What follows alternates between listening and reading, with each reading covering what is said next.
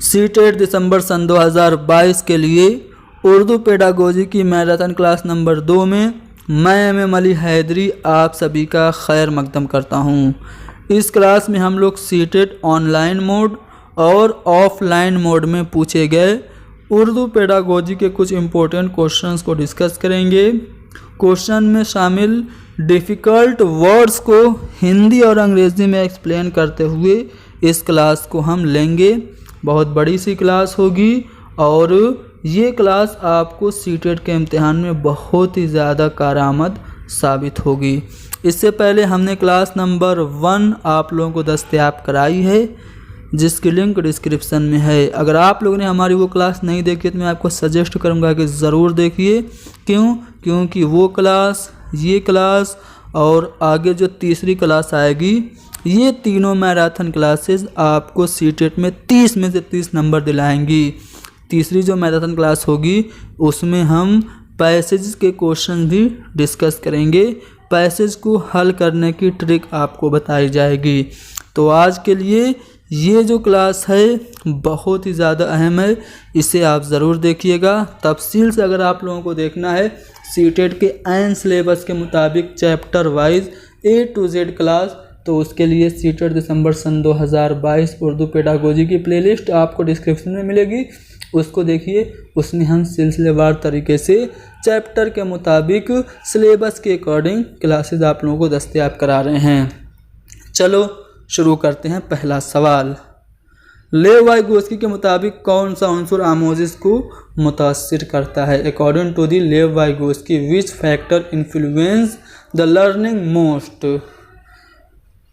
लेव वाइगोस्की के अनुसार कौन सा कारक अधिगम को सबसे अधिक प्रभावित करता है?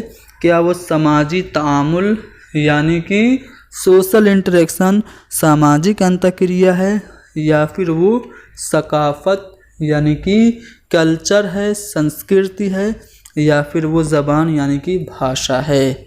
तो अगर आप लोगों ने वाइगोस्की के सोशियो कल्चरल डेवलपमेंट थ्योरी को पढ़ा होगा, सामाजिक सांस्कृतिक विकास के सिद्धांत को पढ़ा होगा, समाजी सकाफती नज़रिया को पढ़ा होगा, तो उसमें आप लोगों ने ये ध्यान दिया होगा कि वाइगोस्की ने 3 चीज़ों पे बहुत ही ज़्यादा जोर दिया। पहला तो समाज यानी कि सोसाइटी, दूसरा कल्चर यानी कि संस्कृति, और तीसरी लैंग्वेज यानी कि भाषा। इन 3 चीज़ों पे बहुत ही ज़्यादा जोर देते हुए वाइगोस्की ने कहा कि बच्चों में जो विकास होता है वो सामाजिक अंतःक्रिया के फलस्वरूप होता है। समाजी तामुल के नतीजे में ही बच्चों में नशोनुमा होता है। तो इस तरह से अगर आप देखें तो वाइगोस्की के मुताबिक समाजी तामुल, सकाफत और ज़बान, ये तीनों उनसुर जो हैं वो आमोजिश को, अधिगम को मुतासिर और प्रभावित करते हैं। यानी कि A, B और C यानी कि अलिफ, बे और जीम, जो आपका चौथा वाला ऑप्शन है वो सही जवाब होगा। चूँकि यहाँ पे लेव वाइगोस्की से मुताल्लिक सवाल आया है तो मैं चाहता हूँ कि वाइगोस्की से मुताल्लिक और भी कुछ जो कंसेप्ट हैं वो आप लोग जान लें। 3 चीज़ें वाइगोस्की से मुताल्लिक पूछी जाती हैं इम्तिहान में। एक तो आपको पूछा जाता है स्कैफोल्डिंग, उसके बाद आपका प्राइवेट स्पीच पूछा जाता है, और आपका पूछा जाता है जोन ऑफ प्रॉक्सिमल डेवलपमेंट। तीनों चीज़ों को समझ लेते हैं फिर आगे बढ़ेंगे। देखो, स्कैफोल्डिंग को मचान बंदी उर्दू में कहते हैं, इस नाम से भी पूछा जा सकता है। हिंदी में पाड़ या ढांचा कहते हैं। जब कोई भी नन्हा आमोजगार, लिटिल लर्नर किसी चीज़ को सीखने के लिए उसको जब कोई समझदार और कोई तजर्बाकार फ़र्द उसे टेम्परेरी हेल्प देता है, तो ये जो टेम्परेरी हेल्प उसे दी जा रही है उसी को स्कैफोल्डिंग कहते हैं। मान लो कोई बच्चा खुद से साइकिल नहीं चला पा रहा है तो पीछे से एक बड़े शख्स ने, तजर्बाकार शख्स ने साइकिल को पकड़ लिया और उसको बैठा के थोड़ा सा सपोर्ट दे दिया, तो ये जो सपोर्ट है ना, इसी को स्कैफोल्डिंग कहते हैं। उसके बाद प्राइवेट स्पीच का इन्होंने कंसेप्ट दिया, अगर कोई भी बच्चा या बच्ची किसी काम को करते हुए खुद से बात करती है तो इसको वाइगोस्की ने प्राइवेट स्पीच करार दिया है। इसके अलावा इन्होंने जोन ऑफ प्रॉक्सिमल डेवलपमेंट यानी कि समीपस्थ विकास का क्षेत्र, कुर्ब नशोनुमा का इलाका भी इन्होंने दिया। इसमें इन्होंने बताया कि कोई बच्चा खुद से किसी काम को कर सकता है और कोई काम किसी बड़े शख्स की मदद से करता है। इन दोनों के बीच भी एक इलाका होता है, बच्चों की अमली सलाहियत और मुमकिन सलाहियत के बीच भी कोई इलाका होता है। उसी इलाके को वाइगोस्की ने जोन ऑफ प्रॉक्सिमल डेवलपमेंट कहा है। तो लेव वाइगोस्की से मुताल्लिक इससे आगे कोई सवाल नहीं पूछा जाएगा। चलो आगे बढ़ते हैं। जीन पियाजे के ज़रिए पेश करदा इदराकी नशोनुमा के मराहिल की सही तरतीब। जीन पियाजे ने कॉग्निटिव डेवलपमेंट थ्योरी दी थी, संज्ञानात्मक विकास का सिद्धांत दिया था। उसके जो उन्होंने अवस्थाएं बताई हैं, 4 अवस्थाएं बताई हैं, चारों अवस्थाओं की कौन सी तरतीब सही है? तो सबसे पहले जो उन्होंने अवस्था बताई वो हिस्सी व हरकाती दौर बताया। तो बी वाले में और डी वाले में आपका हिस्सी व हरकाती दौर है, यानी कि ऑप्शन ए और ऑप्शन सी आपका गलत हो गया। देखो, हिस्सी और हरकाती दौर को कहते हैं सेंसरी मोटर स्टेज, यानी कि इसे हम हिंदी में कहते हैं संवेदीय पेशी अवस्था या फिर इंद्रिय जनित गामक अवस्था। यह 0 से 2 साल होती है। इसमें बच्चा आँख कान नाक यानी कि ज्ञानेंद्रियों के ज़रिए किसी चीज़ को सूंघ के, किसी चीज़ को देख के, किसी चीज़ को छू के जानकारी को हासिल करता है। दूसरा जो स्टेज इन्होंने बताया वो बताया कब्ल तजर्बाती दौर। कब्ल तजर्बाती दौर को हम पूर्व संक्रियात्मक अवस्था कहते हैं। ये स्टेज 2 से 7 साल होती है। ठीक है, हिंदी में इसे पूर्व संक्रियात्मक अवस्था और अंग्रेजी में इसे प्री ऑपरेशनल स्टेज कहते हैं। 2 से 7 साल इसमें बच्चा अनुकरण करके चीज़ों को सीखता है। उसके बाद जो तीसरा स्टेज बताया वो रस्मी तजर्बात का दौर नहीं बल्कि ठोस तजर्बात का दौर बताया पियाजे ने, जिसे अंग्रेजी में कॉन्क्रीट ऑपरेशनल स्टेज कहते हैं, मूर्त संक्रियात्मक अवस्था कहते हैं। इस अवस्था में बच्चा सामने जो चीज़ें होती हैं उनके बारे में सोचने लगता है कि ये चीज़ क्यों हो रही है। अगर पंखा चल रहा है तो ज़रूर इसमें कहीं ना कहीं से पावर आ रहा होगा, इसीलिए चल रहा है। इस तरह की क्रिटिकल थिंकिंग बच्चा करने लगता है। ये स्टेज कब से कब तक होती है? तो ये 7 से 12 साल होती है। और उसके बाद का जो दौर होता है उसे हम रस्मी तजर्बात का दौर, फॉर्मल ऑपरेशनल स्टेज यानी कि औपचारिक संक्रियात्मक अवस्था कहते हैं। इसमें बच्चे की जो थिंकिंग होती है बहुत ब्रॉड हो जाती है। तो ये 4 स्टेजेस बताए हैं जीन पियाजे ने। जीन पियाजे बच्चे को लिटिल साइंटिस्ट कहते हैं और इनका मानना यह है कि बच्चे नॉलेज को खुद से क्रिएट करते हैं, इल्म की तश्कील बच्चे खुद से करते हैं। तो ऑप्शन बी हमारा सही होगा। तो पियाजे वाइगोस्की दोनों आपने जान लिया। पिछली क्लास में मैंने आपको नोम चॉम्स्की के बारे में सवाल कराए थे, इसलिए यहाँ पे नहीं करा रहा हूँ, वर्बली बता दे रहा हूँ। नोम चॉम्स्की ने लैंग्वेज एक्विजिशन डिवाइस दिया और उन्होंने ये बताया कि बच्चों के माइंड में एक फितरी सॉफ्टवेयर होता है जिसे उन्होंने यूनिवर्सल ग्रामर का नाम दिया, जिसकी वजह से बच्चा खुद से ऑटोमेटिक ज़बान को एक्विजिशन करता है, भाषा का अर्जन करता है। और ये कहते हैं कि बच्चों में ज़बान सीखने की कुव्वत जो होती है वो पैदाइशी होती है, बाय बर्थ बच्चों में एबिलिटी होती है लैंग्वेज एक्विजिशन की। तो ये चॉम्स्की का नज़रिया है, पूछा जाता है, मैंने वर्बली बता दिया।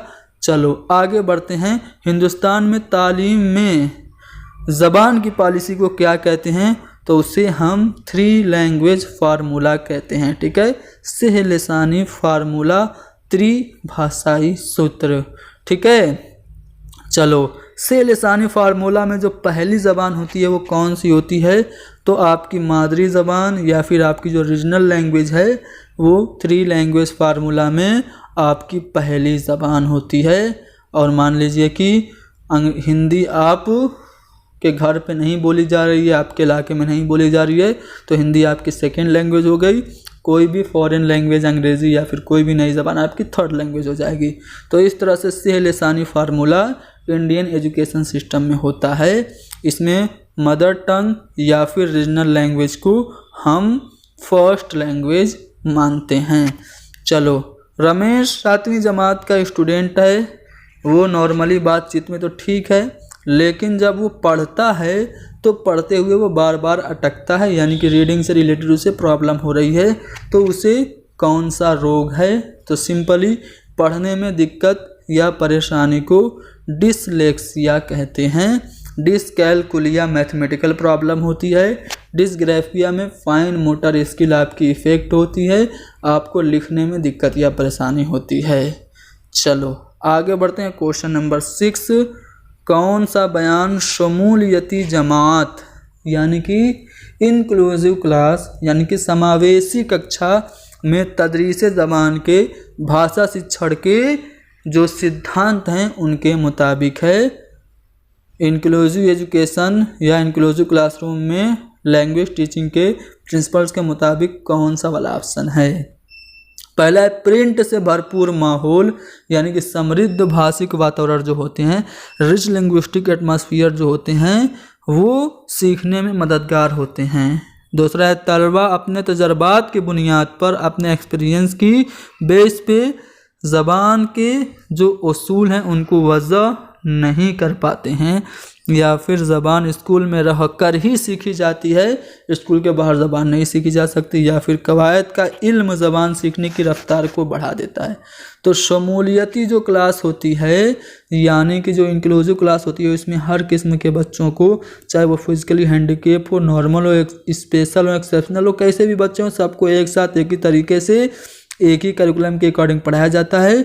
और अगर ऐसी क्लास में प्रिंट से भरपूर माहौल है यानी कि रिच लिंग्विस्टिक एटमॉस्फेयर है तो ये सीखने में हेल्पफुल होगा। ऑप्शन नंबर 1 हमारा सही जवाब होगा। चलो ये तो सवाल हो गया है। क्वेश्चन नंबर 7 आपके सामने है कि पढ़ने का तदरीसी तरीका वकालत करता है। पढ़ना जो है, जो रीडिंग स्किल है वो क्या कहता है? तो देखो, पढ़ने का मतलब सिर्फ हरूफ की अदायगी नहीं है, बल्कि पढ़ने का मतलब ये हुआ कि आप पढ़ें तो मतन के टेक्स्ट की मीनिंग को भी समझें। तो पढ़ने का तदरीसी तरीका वकालत करता है कि पढ़ना मानी को अख़ज़ करना है। पढ़ना मतन के ख्यालात को कलमबंद करना नहीं है, पढ़ेंगे तो आप ख्यालात लिखेंगे थोड़ी, ठीक है। पढ़ने का मतलब यह है कि आप मीनिंग को ऑब्ज़र्व करें, ठीक है, जो अर्थ है उसको ग्रहण करें, तभी आपका पढ़ना होगा, तभी आपका रीडिंग स्किल कहलाएगा। चलो अगला सवाल। पढ़ने का मतलब सिर्फ मतन की अदायगी नहीं, लिखे हुए मतन की अदायगी सिर्फ पढ़ने का मतलब नहीं है, बल्कि ये भी अहम है। क्या अहम है? मतन के मानी समझना। सेम प्रीवियस क्वेश्चन की तरह ये वाला सवाल है।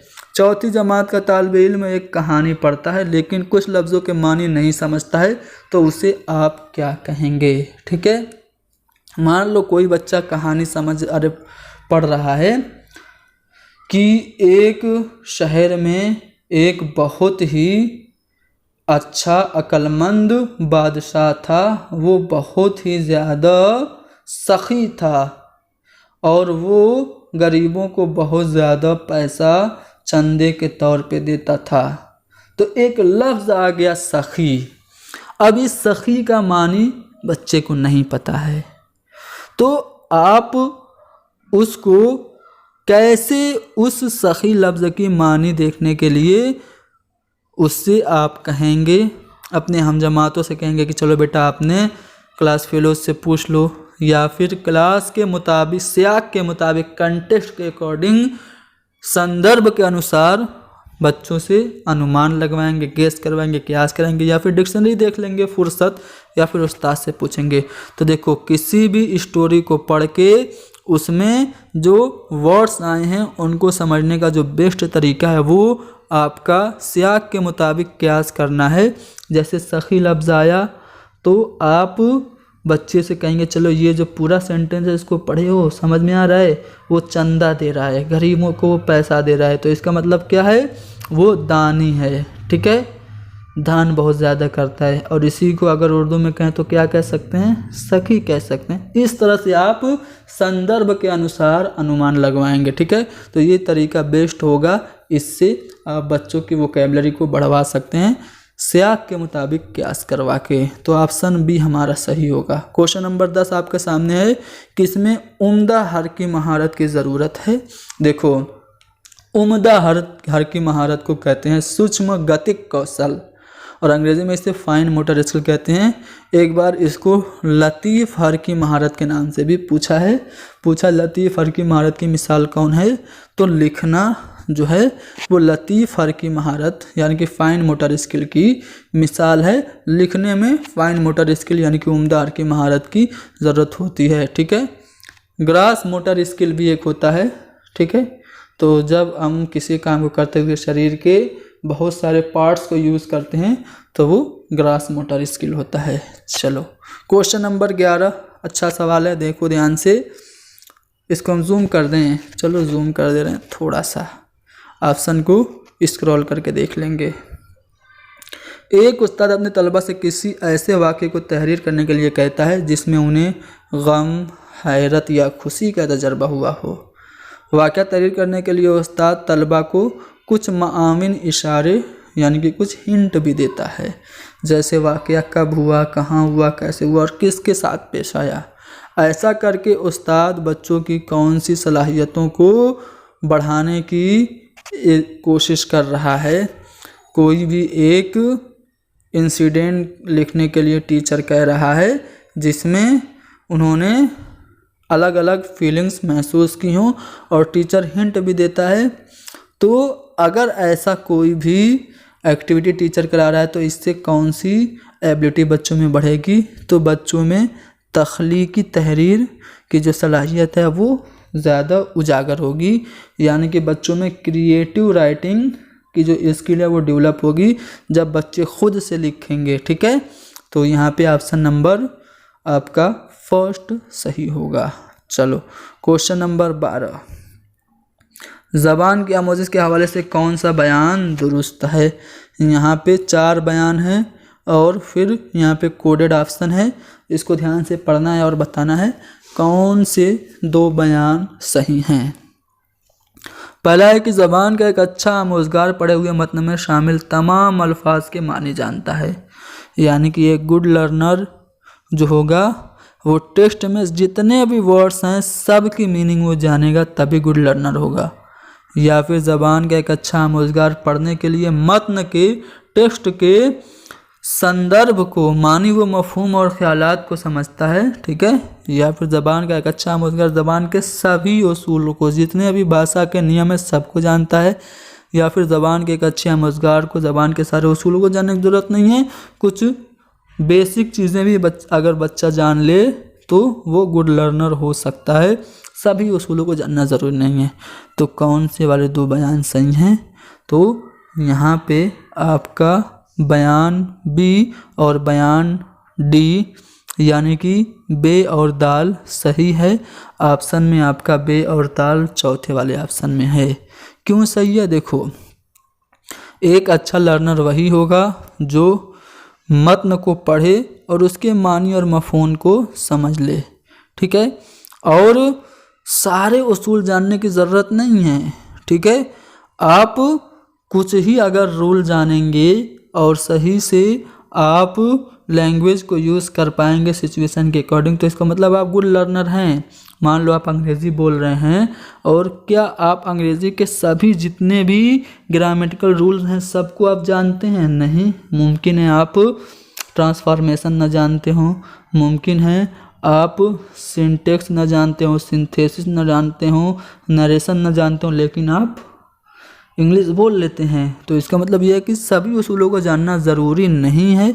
ये वाली बात भी आपकी सही है, यानी कि बे और दाल आपका सही होगा, जो कि चौथे वाले ऑप्शन में है। ज़ैल में से कौन सा बयान सही है आपको बताना है। जानने का मतलब उसके कवायद को जानना, क्या ये सही ऑप्शन है? जी नहीं, ज़बान जानने का मतलब ये नहीं कि उसके कवायद को भी जानिए, बिना कवायद को जाने भी आप लैंग्वेज को बोल सकते हैं। अभी मैंने एग्जाम्पल में समझाया पिछले क्वेश्चन में। ज़बान जानने का मतलब है उस ज़बान में सीखने की सलाहियत रखना, या फिर ज़बान जानने का मतलब उस ज़बान को मुख्तलिफ़ सूरत हाल में इस्तेमाल करने की सलाहियत रखना है। जी हाँ, आप अंग्रेज़ी को अलग अलग सिचुएशन में अगर यूज़ कर पा रहे हैं तो इसका मतलब आप ज़बान जानते हैं।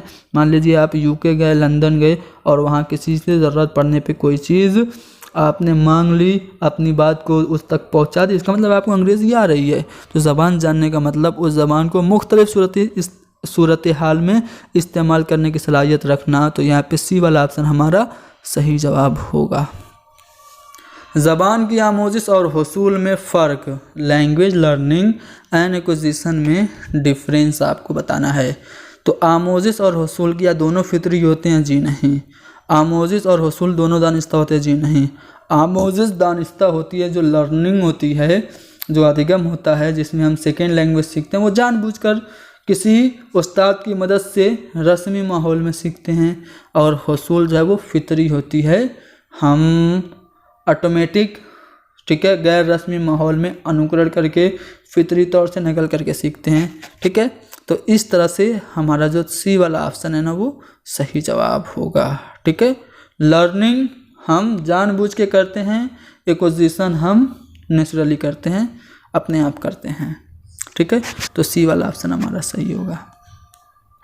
क्वेश्चन नंबर 15 देखो, तामीरी क्लासरूम जो कंस्ट्रक्टिव क्लासरूम है उसमें पोएम टीचिंग के दौरान एक टीचर को क्या करना चाहिए। मान लीजिए कि आप एक टीचर हैं और आप किसी संरचनावादी कक्षा में हैं, कंस्ट्रक्टिविज्म क्लास में हैं, तो एज ए पोएम टीचर आप क्या तलबा से टेक्स्ट में शामिल मुश्किल लफ्ज़ों के मानी याद करने के लिए कहेंगे, या फिर कवायद के उसूल, ग्रामर के जितने भी रूल्स हैं और उसके अमली मशकों पर यानी कि प्रैक्टिस पे तवज्जो मरकूज़ करने के लिए कहेंगे, तलबा से ग्रुप में तबादला ख्याल करने, ग्रुप डिस्कशन करने, विचारों का आदान प्रदान करने और नज़्म के बारे में अपनी राय देने के लिए कहेंगे, या फिर पहले ख़ुद मतन पढ़े और फिर तलबा से दोहराने के लिए कहेंगे। तो देखो, जो कंस्ट्रक्टिविज्म होता है उसका मानना यह है कि बच्चे खुद से नॉलेज को क्रिएट करते हैं।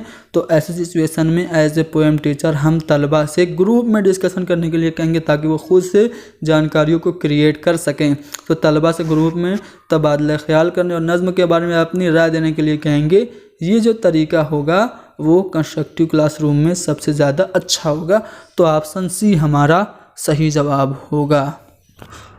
अगला सवाल है कि ज़बान की आमोजिश में गलतियाँ क्या होती हैं। ये जो मिस्टेक्स होती हैं, जो त्रुटियाँ होती हैं, एरर्स जो होते हैं, ये लैंग्वेज लर्निंग में क्या लर्निंग में रुकावट होते हैं, या फिर आमोजगारों में गलतियाँ दुरुस्त करने के बोझ में इजाफा करते हैं, या फिर आमोजगारों की मनफी तक़वियत रसानी का यानी कि निगेटिव फीडबैक का रीज़न होते हैं, या फिर आमोजगारों में भाषा सीखने में मददगार होते हैं। तो याद रखिएगा, ये जो मिस्टेक्स होती हैं, गलतियां होती हैं, ये बच्चों को इंसाइट देती हैं, अंतर्दृष्टि यानी कि बसारत देती हैं, ये सीखने में मददगार होती हैं, इससे टीचर्स को फीडबैक मिलता है। ठीक है, इसलिए हम कहेंगे कि ज़बान की आमोजिश में गलतियां आमोजिश में मददगार होती हैं, क्योंकि ये जो तदरीसी अमल है, शिक्षण अधिगम प्रक्रिया है, उसका एक अंग होती हैं। बच्चे गलतियां करके सीखते हैं, इसलिए गलतियां अगर कोई बच्चा करे तो उसे हमें डांटना नहीं चाहिए। तो यहाँ पे ऑप्शन 4 करेक्ट होगा। अगला सवाल है कि कौमी दर्सियात का खाका सन 2005 यानी कि नेशनल करिकुलम फ्रेमवर्क 2005 राष्ट्रीय पाठचर्या की रूपरेखा सन 2005 के मुताबिक स्टूडेंट को नॉलेज क्रिएटर यानी कि मालूमात को तामीर करने वाला, ज्ञान का सृजन करने वाला कहा जाता है। तो ज्ञान का सृजन करने वाले से मुराद क्या है? क्या ऑप्शन नंबर 1 में है कि तलबा नज़रियात की तामीर और अपने नज़रियात की तख्लीक की खातिर हुनरमंदी का मुजाहरा करते हैं और अपने हमजोलियों से जो उनके क्लास फेलोज़ होते हैं उनसे इंटरेक्शन करते हैं और तस्दीक करते हैं, या फिर तलबा तामीर करदा नज़रियात से मालूमात हासिल करते हैं और कमरे जमात में इसकी तौसीक करते हैं, या फिर तलबा मालूमात की तामीर के लिए असातिज़ा के साथ मिलकर काम करते हैं, या फिर तलबा अपने असातिज़ा की मदद से नई मालूमात तामीर करते हैं। तो NCF के मुताबिक ये जो बच्चे नॉलेज क्रिएटर होते हैं, इसका मतलब क्या है? इसका मतलब यह है कि बच्चे अपने नज़रियात को तामीर बाय सेल्फ करते हैं। उनके नज़रियात जो होते हैं वो उसकी तख्लीक खुद से करते हैं और अपने हमजोलियों से जो नज़रिया उन्होंने क्रिएट किया है उससे, अपने हमजोलियों से, अपने क्लास फेलो से उसको प्रूव भी करवा लेते हैं। यानी कि आपका जो पहला वाला ऑप्शन होगा वो सही होगा। NCF यानी कि नेशनल करिकुलम फ्रेमवर्क 2005 के मुताबिक अंग्रेज़ी पढ़ाने का मकसद क्या तख्लीक करना है? तो कसीर लसानियत यानी कि मल्टीलिंगुअलिज्म को बढ़ावा देना, ये अंग्रेज़ी पढ़ाने का मकसद है। हिंदुस्तान एक ऐसा मुल्क है जिसमें अलग अलग ज़बानों के बोलने वाले तालिब इल्म रहते हैं, पढ़ते हैं। तो एक क्लासरूम में ये जो कसीर लसानी माहौल है, ये जो मल्टीलिंगुअलिज्म है, ये सीखने में मददगार होता है। ये वसीले के तौर पे एज ए रिसोर्स, संसाधन के रूप में इसे हमें देखना चाहिए। यही बात है कि NCF अंग्रेज़ी पढ़ाना चाहता है, उसका रिकमेंडेशन करता है। क्यों? क्योंकि NCF के मुताबिक अंग्रेज़ी पढ़ाने से कसीर लसानियात यानी कि बहुभाषिकता यानी कि मल्टीलिंगुअलिज्म क्रिएट होता है। ऑप्शन बी हमारा सही होगा। NCF कहता है कि बच्चे फेल नहीं होते, वो स्कूल की नाकामी की निशानदेही करते हैं। यानी कि अगर कोई भी बच्चा फेल हुआ तो वो खुद फेल नहीं हुआ बल्कि स्कूल फेल हुआ। स्कूल यानी कि एजुकेशन सिस्टम में कोई ना कोई ख़राबी ज़रूर थी, इसी वजह से बच्चा फेल हुआ। तो ये जो राय है इससे आप मुत्तफ़िक हैं, बहुत ज़्यादा मुत्तफ़िक हैं, थोड़ा सा मुत्तफ़िक हैं, या फिर बिल्कुल आप इस बात से एग्री करते ही नहीं हैं। तो ये जो NCF कह रहा है कि बच्चे खुद से फेल नहीं होते, अगर वो फेल हुए तो इसका मतलब कि एजुकेशन सिस्टम फेल हुआ, ये बिल्कुल सही बात है। इससे हमें 100% से भी ज़्यादा यानी कि बहुत ज़्यादा एग्री करना चाहिए। तो बहुत ज़्यादा मुत्तफ़िक आप होंगे, ऑप्शन बी हमारा सही होगा। एक ज़बान के बोलने वालों में दूसरी ज़बान के अल्फाज और जुमलों का इस्तेमाल आम है। आप उर्दू बोल रहे हैं, उसमें हिंदी और अंग्रेज़ी के अल्फाज इस्तेमाल कर रहे हैं, ये आम बात है। तो ये जो इस्तेमाल हो रहा है किसी दूसरी ज़बान में किसी और ज़बान का लफ्ज़, तो इसे हम क्या कहेंगे? इसे हम ज़बान की मुंतकली कहेंगे। यानी कि इसे हम लैंग्वेज ट्रांसफ़र, भाषा अंतरण कहेंगे। ऑप्शन बी हमारा सही होगा। इस बात की सिफारिश की गई है कि इब्तदाई दर्जात में बच्चों की तालीम मादरी ज़बान में होनी चाहिए। NCF भी कहता है कि मादरी ज़बान में पढ़ाओ। राइट टू एजुकेशन एक्ट 2009 भी कहता है कि बच्चों को क्लास 1 से 8 तक मादरी ज़बान में यानी कि उनकी मातृभाषा में एजुकेशन दो। आर्टिकल 350A में भी ये कहा गया कि लिसानिया किल्लतों के बच्चों को उनकी मादरी ज़बान में तालीम देनी चाहिए। तो ये जो सिफारिशात की जा रही हैं, रिकमेंडेशन की जा रही हैं कि बच्चों को मादरी ज़बान में ही पढ़ाना चाहिए, क्यों की जा रही है? क्या रीजनल लैंग्वेज को डेवलप करने के लिए या फितरी माहौल बेदार करने के लिए? तो बिल्कुल, जब हम बच्चों की मादरी ज़बान में उनको तालीम देंगे तो इससे सीखने में स्वाभाविकता आएगी, फितरी माहौल होगा, आसानी से बच्चा चीज़ों को सीख पाएगा। इसलिए ऑप्शन भी हमारा सही होगा। अगला सवाल कि ज़बान की आमोजिश के लिए बतौर हिकमत अमली कहानी सुनाने का मकसद क्या होता है? लैंग्वेज लर्निंग के लिए जब हम स्टोरी को एज ए स्ट्रेटजी सुनाते हैं तो इसका मकसद क्या? बच्चों को मोरालिटी की टीचिंग देना यानी कि अखलाकियात की तदरीस देना होता है, या फिर उस्ताद को कहानी ज़्यादा याद करने के काबिल बनाना होता है, या फिर तलबा को कहानी पढ़ने के काबिल बनाना, या फिर तलबा को ज़बान के साथ शरीक करना। तो हम लैंग्वेज क्लासरूम में जब कहानी को सुनाते हैं तो कहानी एक इकाई के तौर पे क्लासरूम में मौजूद होती है। कहानी से बच्चों में इमेजिनेशन पावर यानी कि कल्पना शक्ति बढ़ती है, क़ुव्वत तख़य्युल बढ़ता है। और जब हम कहानी को एज ए स्ट्रेटजी यूज़ करते हैं तो स्टूडेंट्स जो हैं वो ज़बान के साथ ख़ुद को शामिल कर पाते हैं, यानी कि तलबा को ज़बान के साथ शरीक करना ही मकसद होता है ज़बान की आमोज़िश के लिए बतौर हिकमत अमली कहानी सुनाना। तो चौथा वाला ऑप्शन सही है। अगला सवाल सेम ऐसा ही है। कहा जा रहा है कि ज़बान की क्लास में कहानी सुनाने की बड़ी अहमियत है, क्यों? इससे क्या होता है? क्या अखलाकियात की तालीम होती है, तफरीह का एक अच्छा ज़रिया होता है, या फिर इससे टीचर्स को मौका मिल जाता है कि वो आराम करें, या फिर ज़बान पूरी एक इकाई के तौर पे मौजूद होती है। तो जब हम क्लासरूम में कहानी सुनाते हैं तो कहानी की जो ज़बान होती है, किसी न किसी ज़बानी में तो कहानी सुनाएंगे, वो ज़बान पूरी एक इकाई के तौर पे क्लासरूम में मौजूद होती है। इससे बच्चे ज़बान के साथ ख़ुद को रिलेट कर पाते हैं, यानी कि ऑप्शन फोर्थ यहाँ पे भी करेक्ट होगा। ज़बान की आमोज़िश के अवाइली वर्षों में कहानियाँ क्या होती हैं?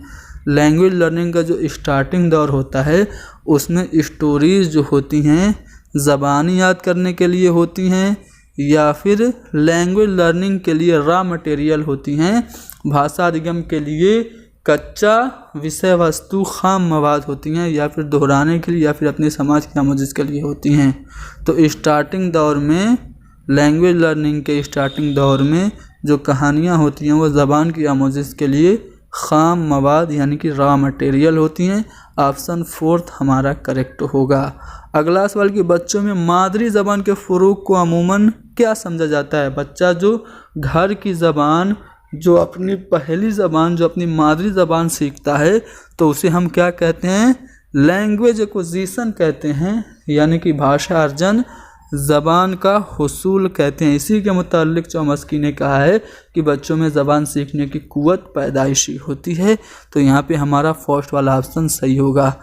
ज़बान की आमोज़िश क्या होती है? जब हम सेकेंड लैंग्वेज सीखते हैं, जैसे हिंदी या अंग्रेज़ी अगर हमारी सेकेंड लैंग्वेज है, इसे हम स्कूल में उस्ताद की मदद से रस्मी माहौल में सीखते हैं, तो इसे हम ज़बान की आमोज़िश कहते हैं। तो पहली ज़बान सीखना या मादरी ज़बान सीखना ये ज़बान का हुसूल यानी कि भाषा अर्जन कहलाता है। कसीर लिसानियात क्या है? तो कसीर लिसानियात एक वसीला होता है, इसे हमें बच्चों के लिए मददगार और फ़ायदेमंद समझना चाहिए। एक वसीला और रिसोर्स के तौर पर इसका इस्तेमाल करना चाहिए क्लासरूम में। और जब कसीर लिसानी क्लास हो और कोई बच्चा अपनी मादरी ज़बान का लफ्ज़ क्लासरूम में बोले तो हमें उसकी मादरी ज़बान की, उसकी मातृभाषा की रिस्पेक्ट करनी चाहिए। ठीक है, तो ये जो कसीर लिसानियत है इसका मतलब क्या होता है? तो मादरी ज़बान या फिर घर की ज़बान में आप पढ़ाना शुरू कीजिए, और जब बच्चा स्कूल में जाए तो और भी बहुत सारी ज़बानें पढ़ा दीजिए। जैसे एक बच्चे की मादरी ज़बान भोजपुरी है, वो घर पे भोजपुरी बोलता है, भोजपुरी में कुछ चीज़ें सीखता है, स्कूल आता है तो हिंदी, अंग्रेज़ी और उर्दू सीखने लगता है, तो यही उसकी कसीर लिसानियत कहलाएगी, बहुभाषिकता कहलाएगी, मल्टीलिंगुअलिज्म कहलाएगी।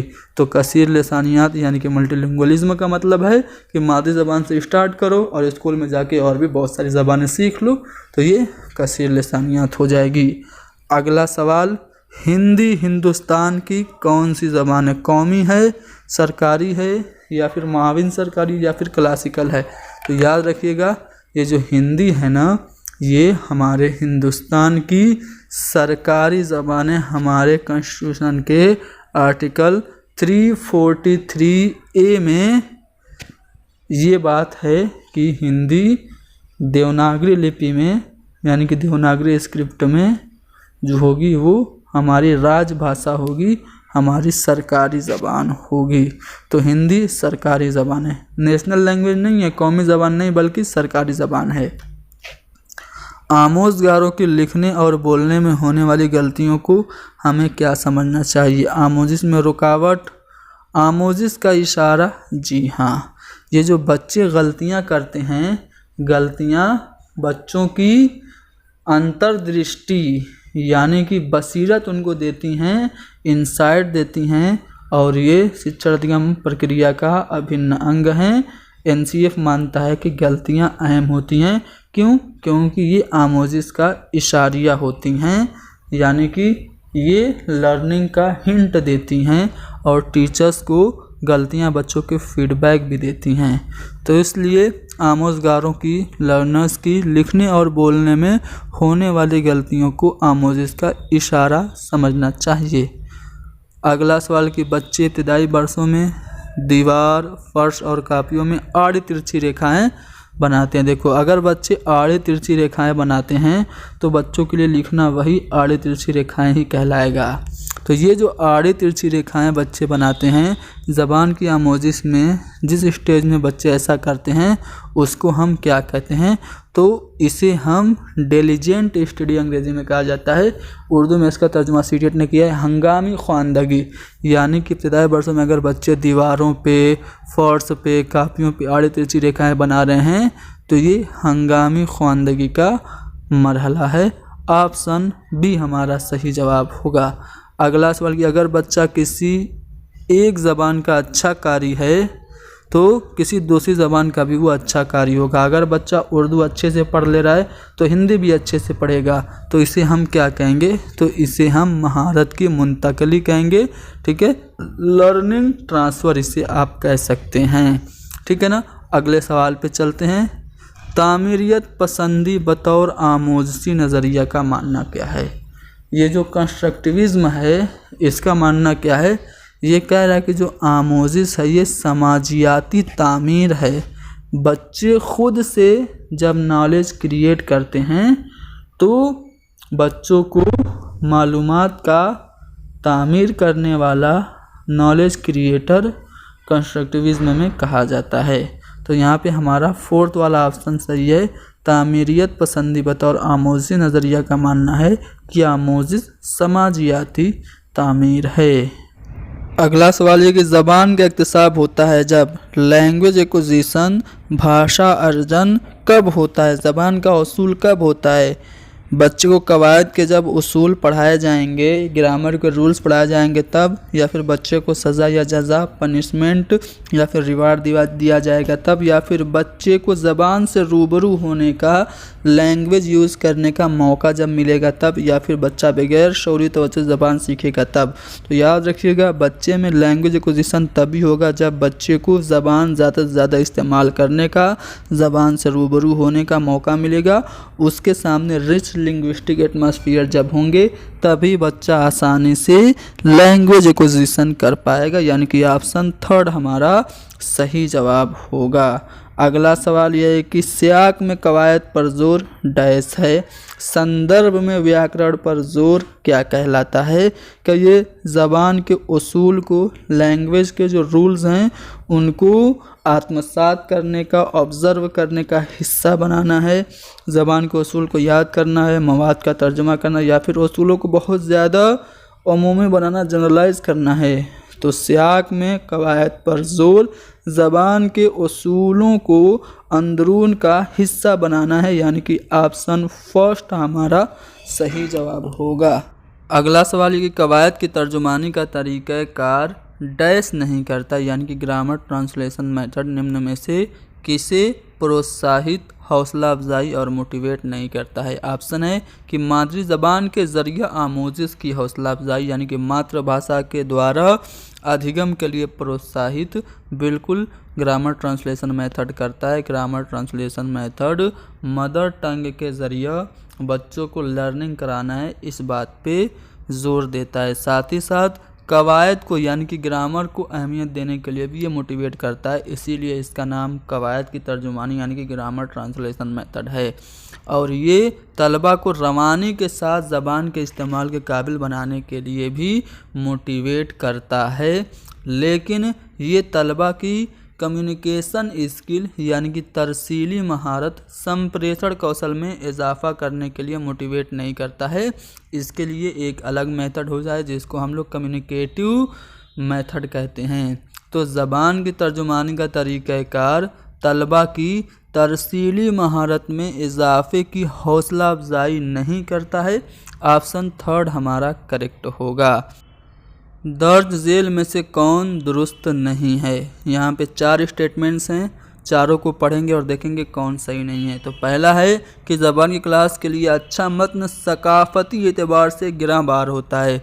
क्या जो लैंग्वेज टीचिंग के लिए अच्छा टेक्स्ट होता है वो कल्चरल पॉइंट ऑफ व्यू से बहुत ही ज़्यादा बोझिल और गिराबार होता है, या फिर अच्छे मतनी मवाद को तमाम कवायदी पहलुओं को अपने दायरे में लेना चाहिए। यानी कि जो कोई भी अच्छा पैसेज होगा वो ग्रामर के सभी एस्पेक्ट को अपने दायरे में लिए हुए होगा, या फिर ज़बानी क्लास के लिए अच्छा मतन, जो अच्छा पैसेज होगा, जो अच्छा टेक्स्ट होगा, वो लर्नर्स के लिए इंटरेस्टिंग और मीनिंगफुल यानी कि उनके लिए रुचिपूर्ण और अर्थपूर्ण होगा, या फिर अच्छा मतन वह है जिसकी तवालत ठीक हो।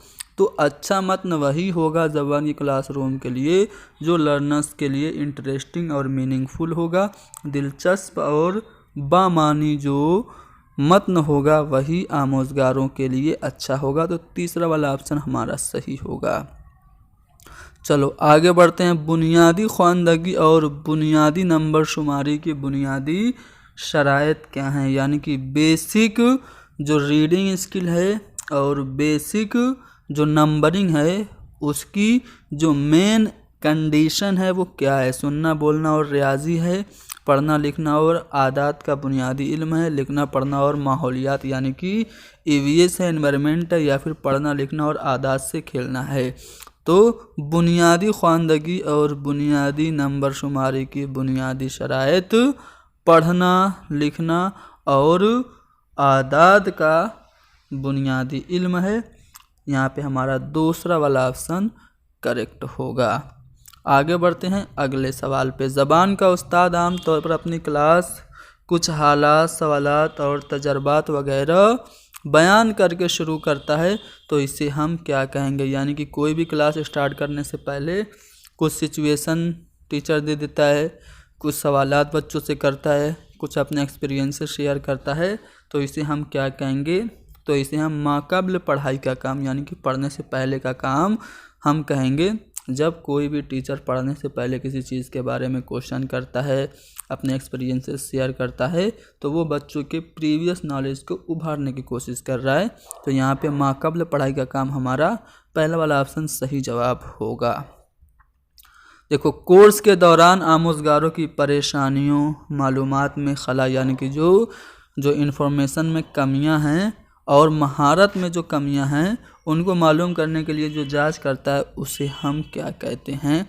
कोई भी बच्चा है उसको पढ़ने में क्या दिक्कत हो रही है, उसकी दिक्कत को चेक करने के लिए जो हम जांच करते हैं, क्या वो हुसूल याबी की जांच होती है या फिर वो महारत की जांच होती है, प्लेसमेंट की जांच या फिर तशख़ीसी जांच, तो उसको हम तशख़ीसी जांच कहते हैं, निदानात्मक परीक्षण हिंदी में, और डायग्नोस्टिक टेस्ट इसे अंग्रेज़ी में कहा जाता है, जिससे हम बच्चों की कमियों का पता लगाते हैं और उसी कमियों को दूर करने के लिए जब हम टीचिंग करते हैं तो वो टीचिंग हमारी रेमेडियल टीचिंग यानी कि वो हमारा कौन सा वो होता है, उपचारात्मक शिक्षण होता है, जिसे हम मुआलजाती तालीम उर्दू में कहते हैं।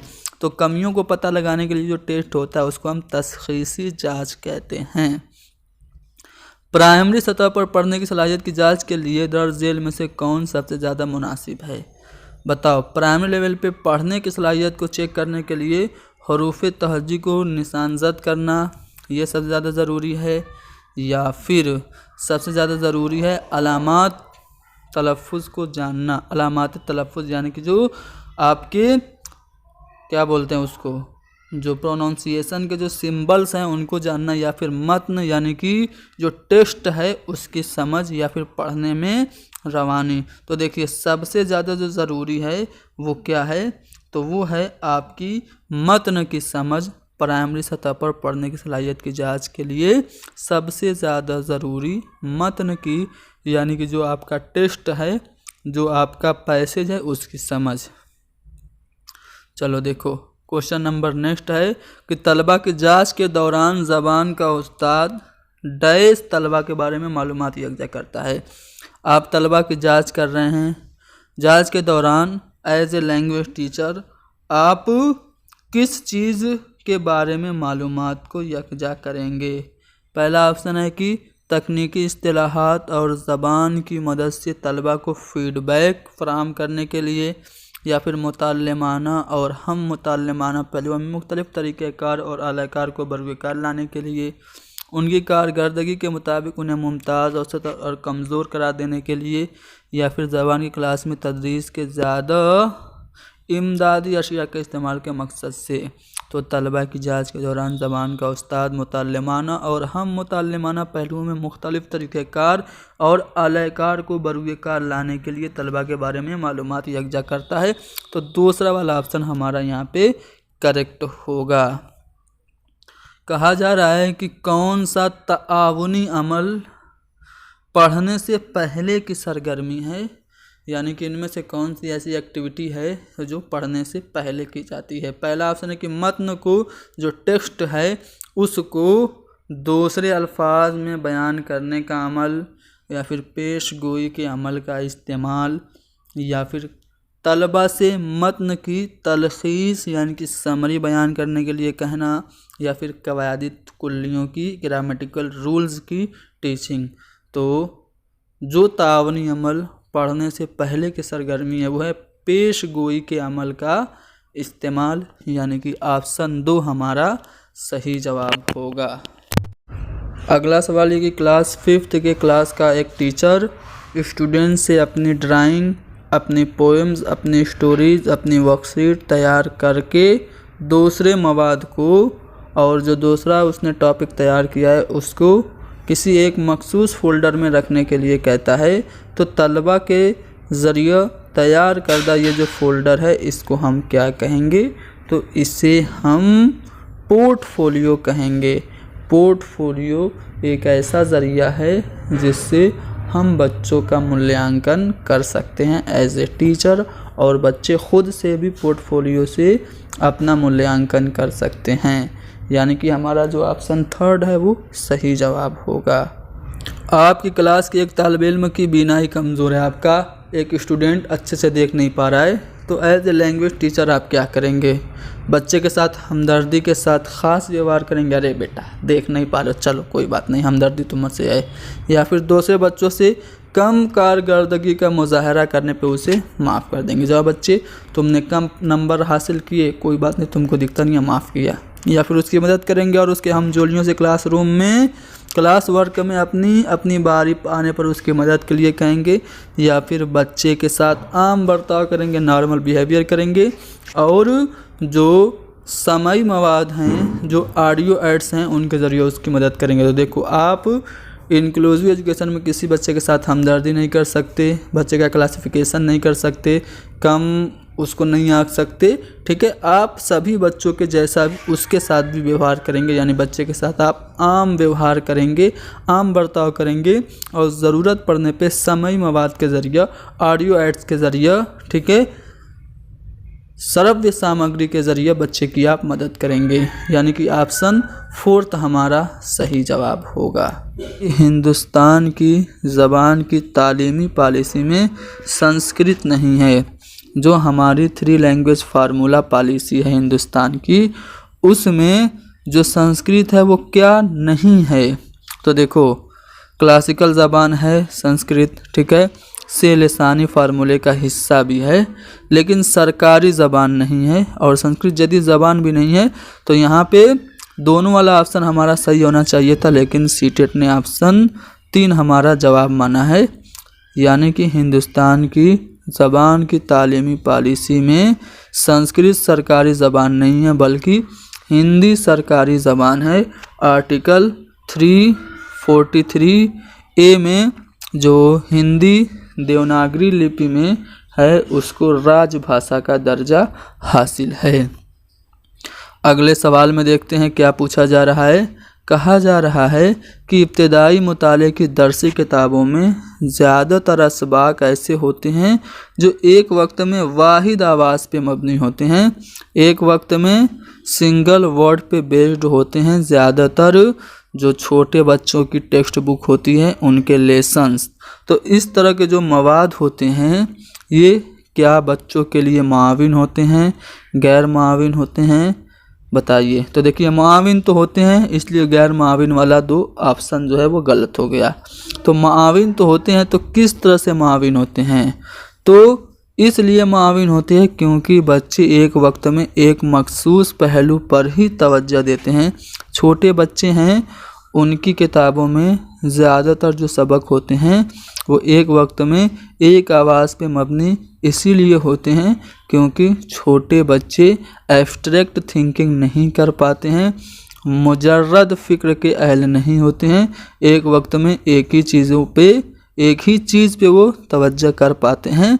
इसीलिए हम कह सकते हैं कि अगर सिंगल चीज़ें आपको छोटे बच्चों की क्लासों की किताबों में मिलती हैं तो वो माविन है, क्योंकि एक वक्त में बच्चे एक ही मखसूस पहलू पे तवज्जो दे पाते हैं। तो पहला वाला ऑप्शन हमारा सही है। आगे बढ़ते हैं, पोर्टफोलियो तैयार करने के 3 मराहिल। तो देखो, पोर्टफोलियो तैयार करने के जो मराहिल हैं उसमें कलेक्ट करना है, उसके बाद चूज़ करना है और फिर गौर फिक्र करना है, यानी कि हमारा ऑप्शन 2 सही जवाब हो जाएगा। बच्चों को लिखने की तदरीस के दौरान दर्ज झेल में से कौन सबसे ज़्यादा मौजू है? आप चाहते हैं कि बच्चों की राइटिंग स्किल अच्छी हो, आप बच्चों को राइटिंग की टीचिंग कराएं, तो इनमें से कौन सा तरीका सबसे ज़्यादा मुनासिब होगा? पहला ऑप्शन है कि बच्चों से कहा जाए कि वो ज़बान के हरूफ तहज्जी यानी कि अल्फ़ाबेट्स लिखें, या फिर लिखावट को बेहतर बनाने के लिए, हैंड राइटिंग को बेहतर बनाने के लिए एक ही सेंटेंस को बार बार लिखने के लिए कहा जाए, या फिर उन्हें ख़यालात और नज़रियात कलमबंद करने का मौका फ़राहम किया जाए। तो जी हाँ दोस्तों, अगर आप चाहते हैं कि आपके बच्चे की राइटिंग स्किल डेवलप हो तो आप बच्चों को सेल्फ उसका जो आइडिया है और जो उसकी सेल्फ की फीलिंग्स है उनको अभिव्यक्त करने की, एक्सप्रेस करने की अपॉर्चुनिटीज़ दीजिए। इस तरह से जब बच्चा अपने ख़यालात और नज़रियात को ख़ुद से लिखेगा तो उसकी राइटिंग स्किल डेवलप होगी, यानी ऑप्शन 3 हमारा सही जवाब होगा। अपने तलबा के लिए अदब अतफ़ाल मुंतखब करने का सबसे अहम पहलू क्या होगा? एज ए टीचर सोचिए, आप एक बच्चे के लिए कोई लिटरेचर सेलेक्ट करना चाहते हैं, तो इनमें से कौन सी खसूसियत उस लिटरेचर की होगी? क्या वो आसान ज़बान में हो, या फिर ऐसे मुसन्निफ़ या शायर का हो जो मशहूर हो, या फिर बच्चों की सतह, बच्चों के लेवल, बच्चों के स्तर और उनकी दिलचस्पी, उनके रुचि और इंटरेस्ट के मुताबिक हो, या फिर हिंदुस्तानी सकाफ़त में जो इंडियन कल्चर है उसमें मिला गुला हो।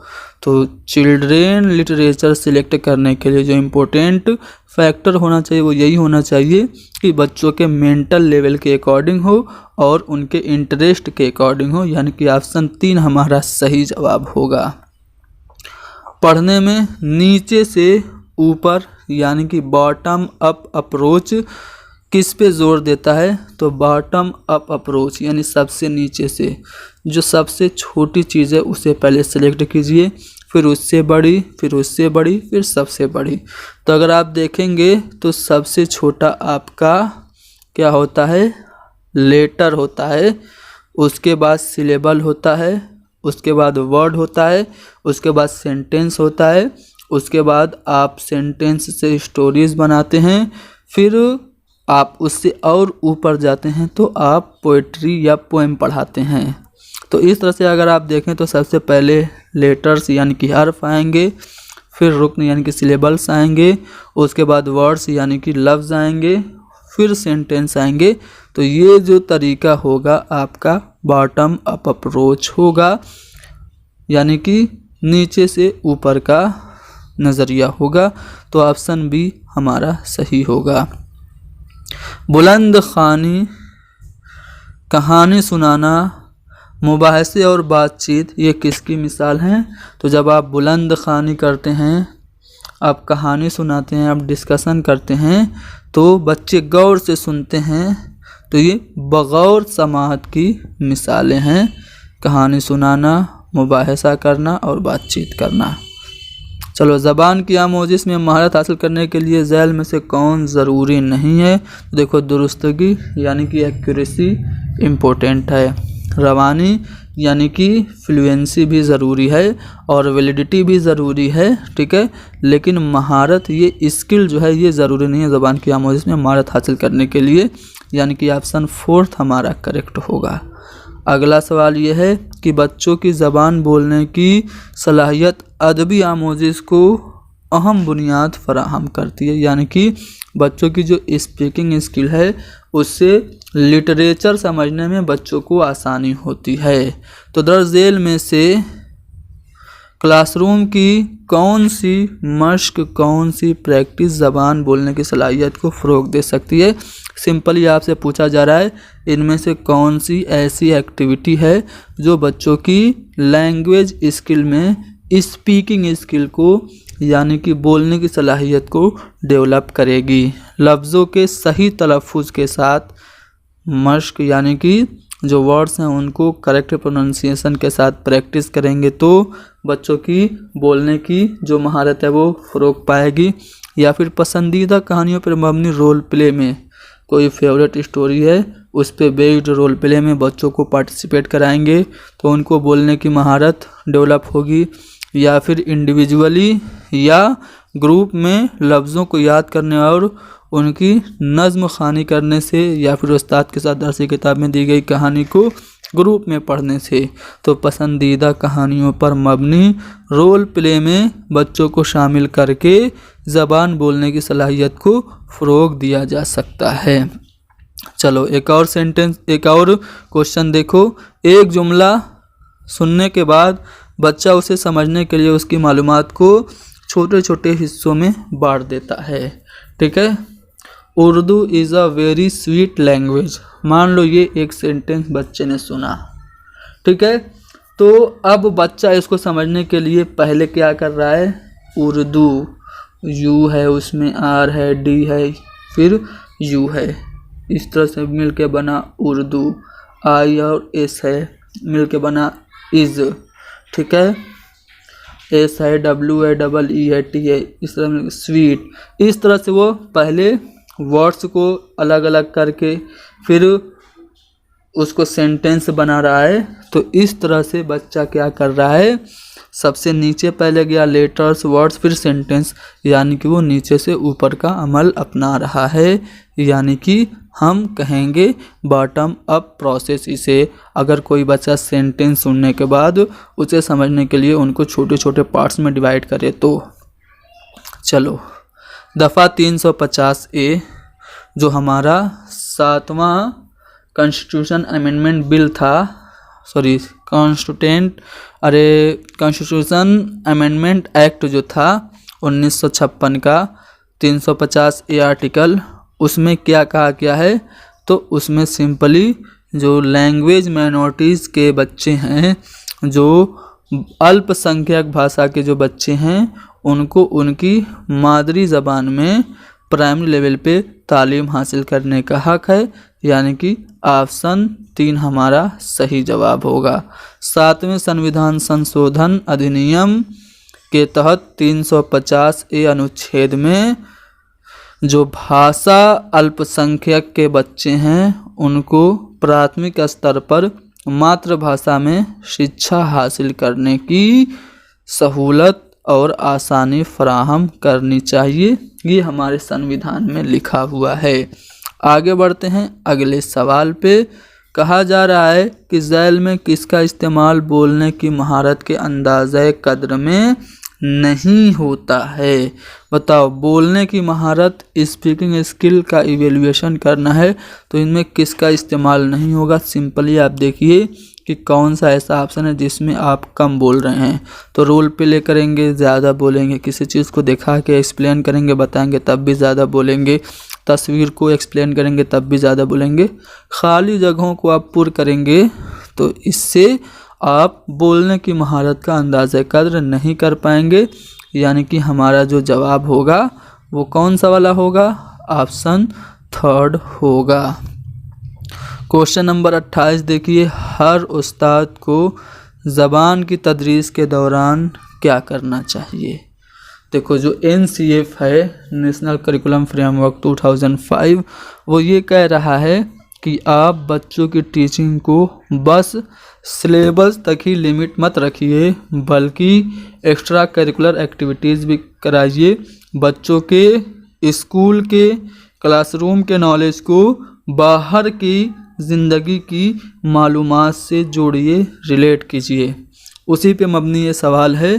कहा जा रहा है कि हर ज़बान के उस्ताद को क्या करना चाहिए, सिर्फ दरसी किताब पे नहीं बल्कि दरसी किताब के अलावा इजाफ़ी तदरीसी मवाद, एक्स्ट्रा करिकुलर एक्टिविटीज़ भी करानी चाहिए। ठीक है, यानी जो कुछ किताब में लिखा है सिर्फ वही मत पढ़ाओ, उसके अलावा भी कुछ ज़रूरी चीज़ें आप बच्चों को पढ़ाओ, ये NCF कह रहा है। ठीक है, तो वहीं से ये सवाल बना है। ऑप्शन 2 हमारा सही जवाब होगा।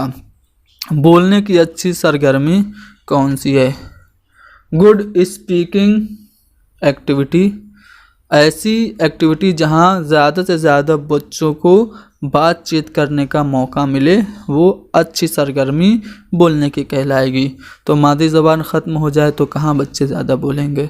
शिरकत गैर मुसावी हो तो ये भी नहीं है। आमोज़गार ज़्यादा बातें करते हों तो वो एक गतिविधि ऐसी है जिसे हम बोलने की अच्छी गतिविधि कह सकते हैं। ऑप्शन 3 हमारा सही जवाब होगा। चलो ये आखिरी सवाल आज का है। अज़ खुद ज़बान सीखने और ज़बान की आमोज़िश में बुनियादी फ़र्क। अज़ खुद ज़बान सीखना ये ज़बान का इक्तिसाब, ज़बान का हुसूल कहलाता है। जैसे हम पहली ज़बान अपनी मादरी ज़बान सीखते हैं तो उसे हम अज़ खुद ज़बान सीखना कहते हैं। लैंग्वेज एक्विजिशन कहते हैं, भाषा अर्जन कहते हैं, ज़बान का हुसूल कहते हैं। और दूसरी ज़बान सीखते तो उसे ज़बान की आमोज़िश यानी कि भाषा अधिगम यानी कि लैंग्वेज लर्निंग कहते हैं। तो दोनों का बुनियादी फ़र्क क्या है? तो जो माहौल होता है ना ज़बान का, वही बुनियादी फ़र्क होता है। तो ज़बान का माहौल ख़ुद से ज़बान सीखने और दूसरी ज़बान को कोशिश करके सीखने में बुनियादी फ़र्क जो लाता है वो ज़बान का माहौल लाता है। यानी कि ऑप्शन 3 हमारा सही होगा।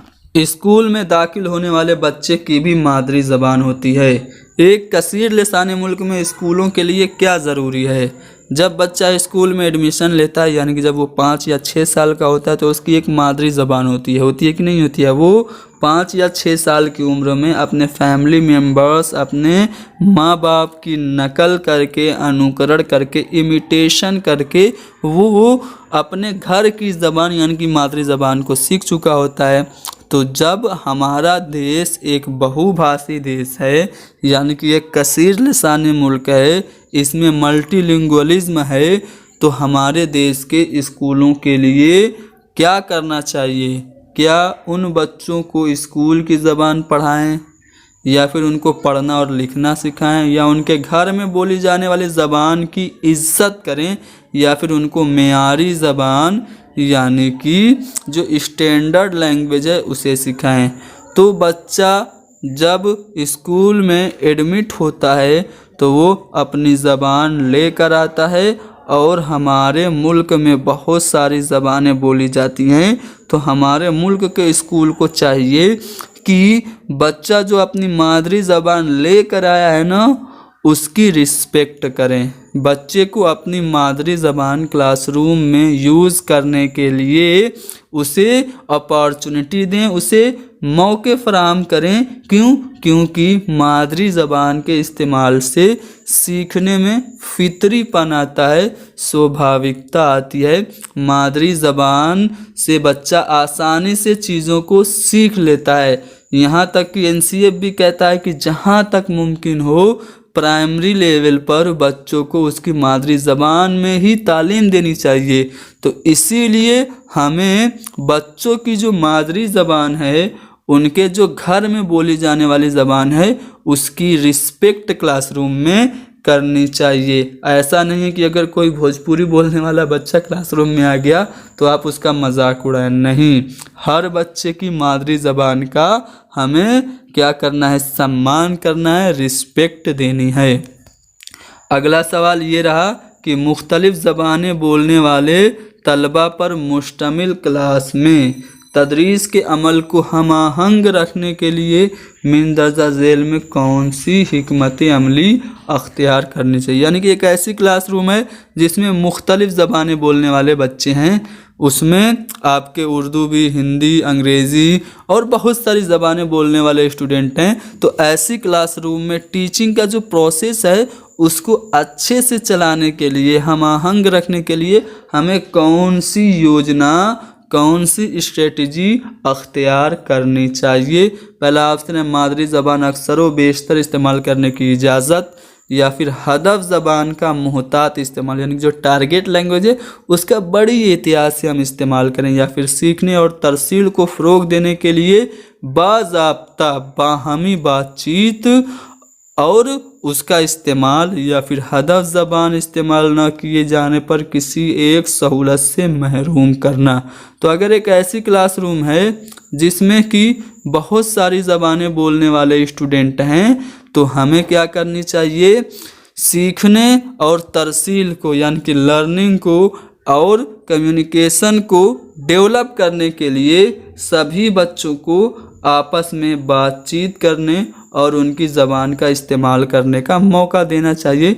यानी कि सी वाला जो ऑप्शन है वो करेक्ट है। अगला सवाल कि खुसूसी ज़रूरतों वाले तलबा की ज़बान दानी को मुनासिब अंदाज से फ़रोग देने और साथ ही उनके तर्ज़ अमल को क्लासरूम के तर्ज़ अमल से हमाहंग रखने के तरीक़ेकार को क्या कहते हैं।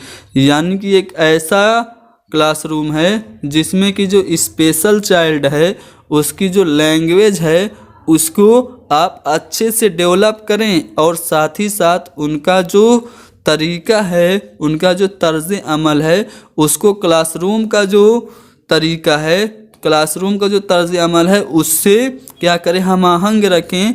तो इस तरीके को क्या कहते हैं। यानी कि सिंपली अगर मैं क्वेश्चन को आपको एक्सप्लेन करूं तो इसका मतलब ये है कि कोई अगर स्पेशल चाइल्ड है और उसको नॉर्मल चाइल्ड की तरह ही क्लासरूम में जब आप पढ़ाएं तो इस तरीके को क्या कहेंगे, तो इस तरीके को आप कहेंगे शमूली, यानी कि इंक्लूसिव, यानी कि समावेशी। इसलिए हमारा पहला वाला ऑप्शन सही हो गया।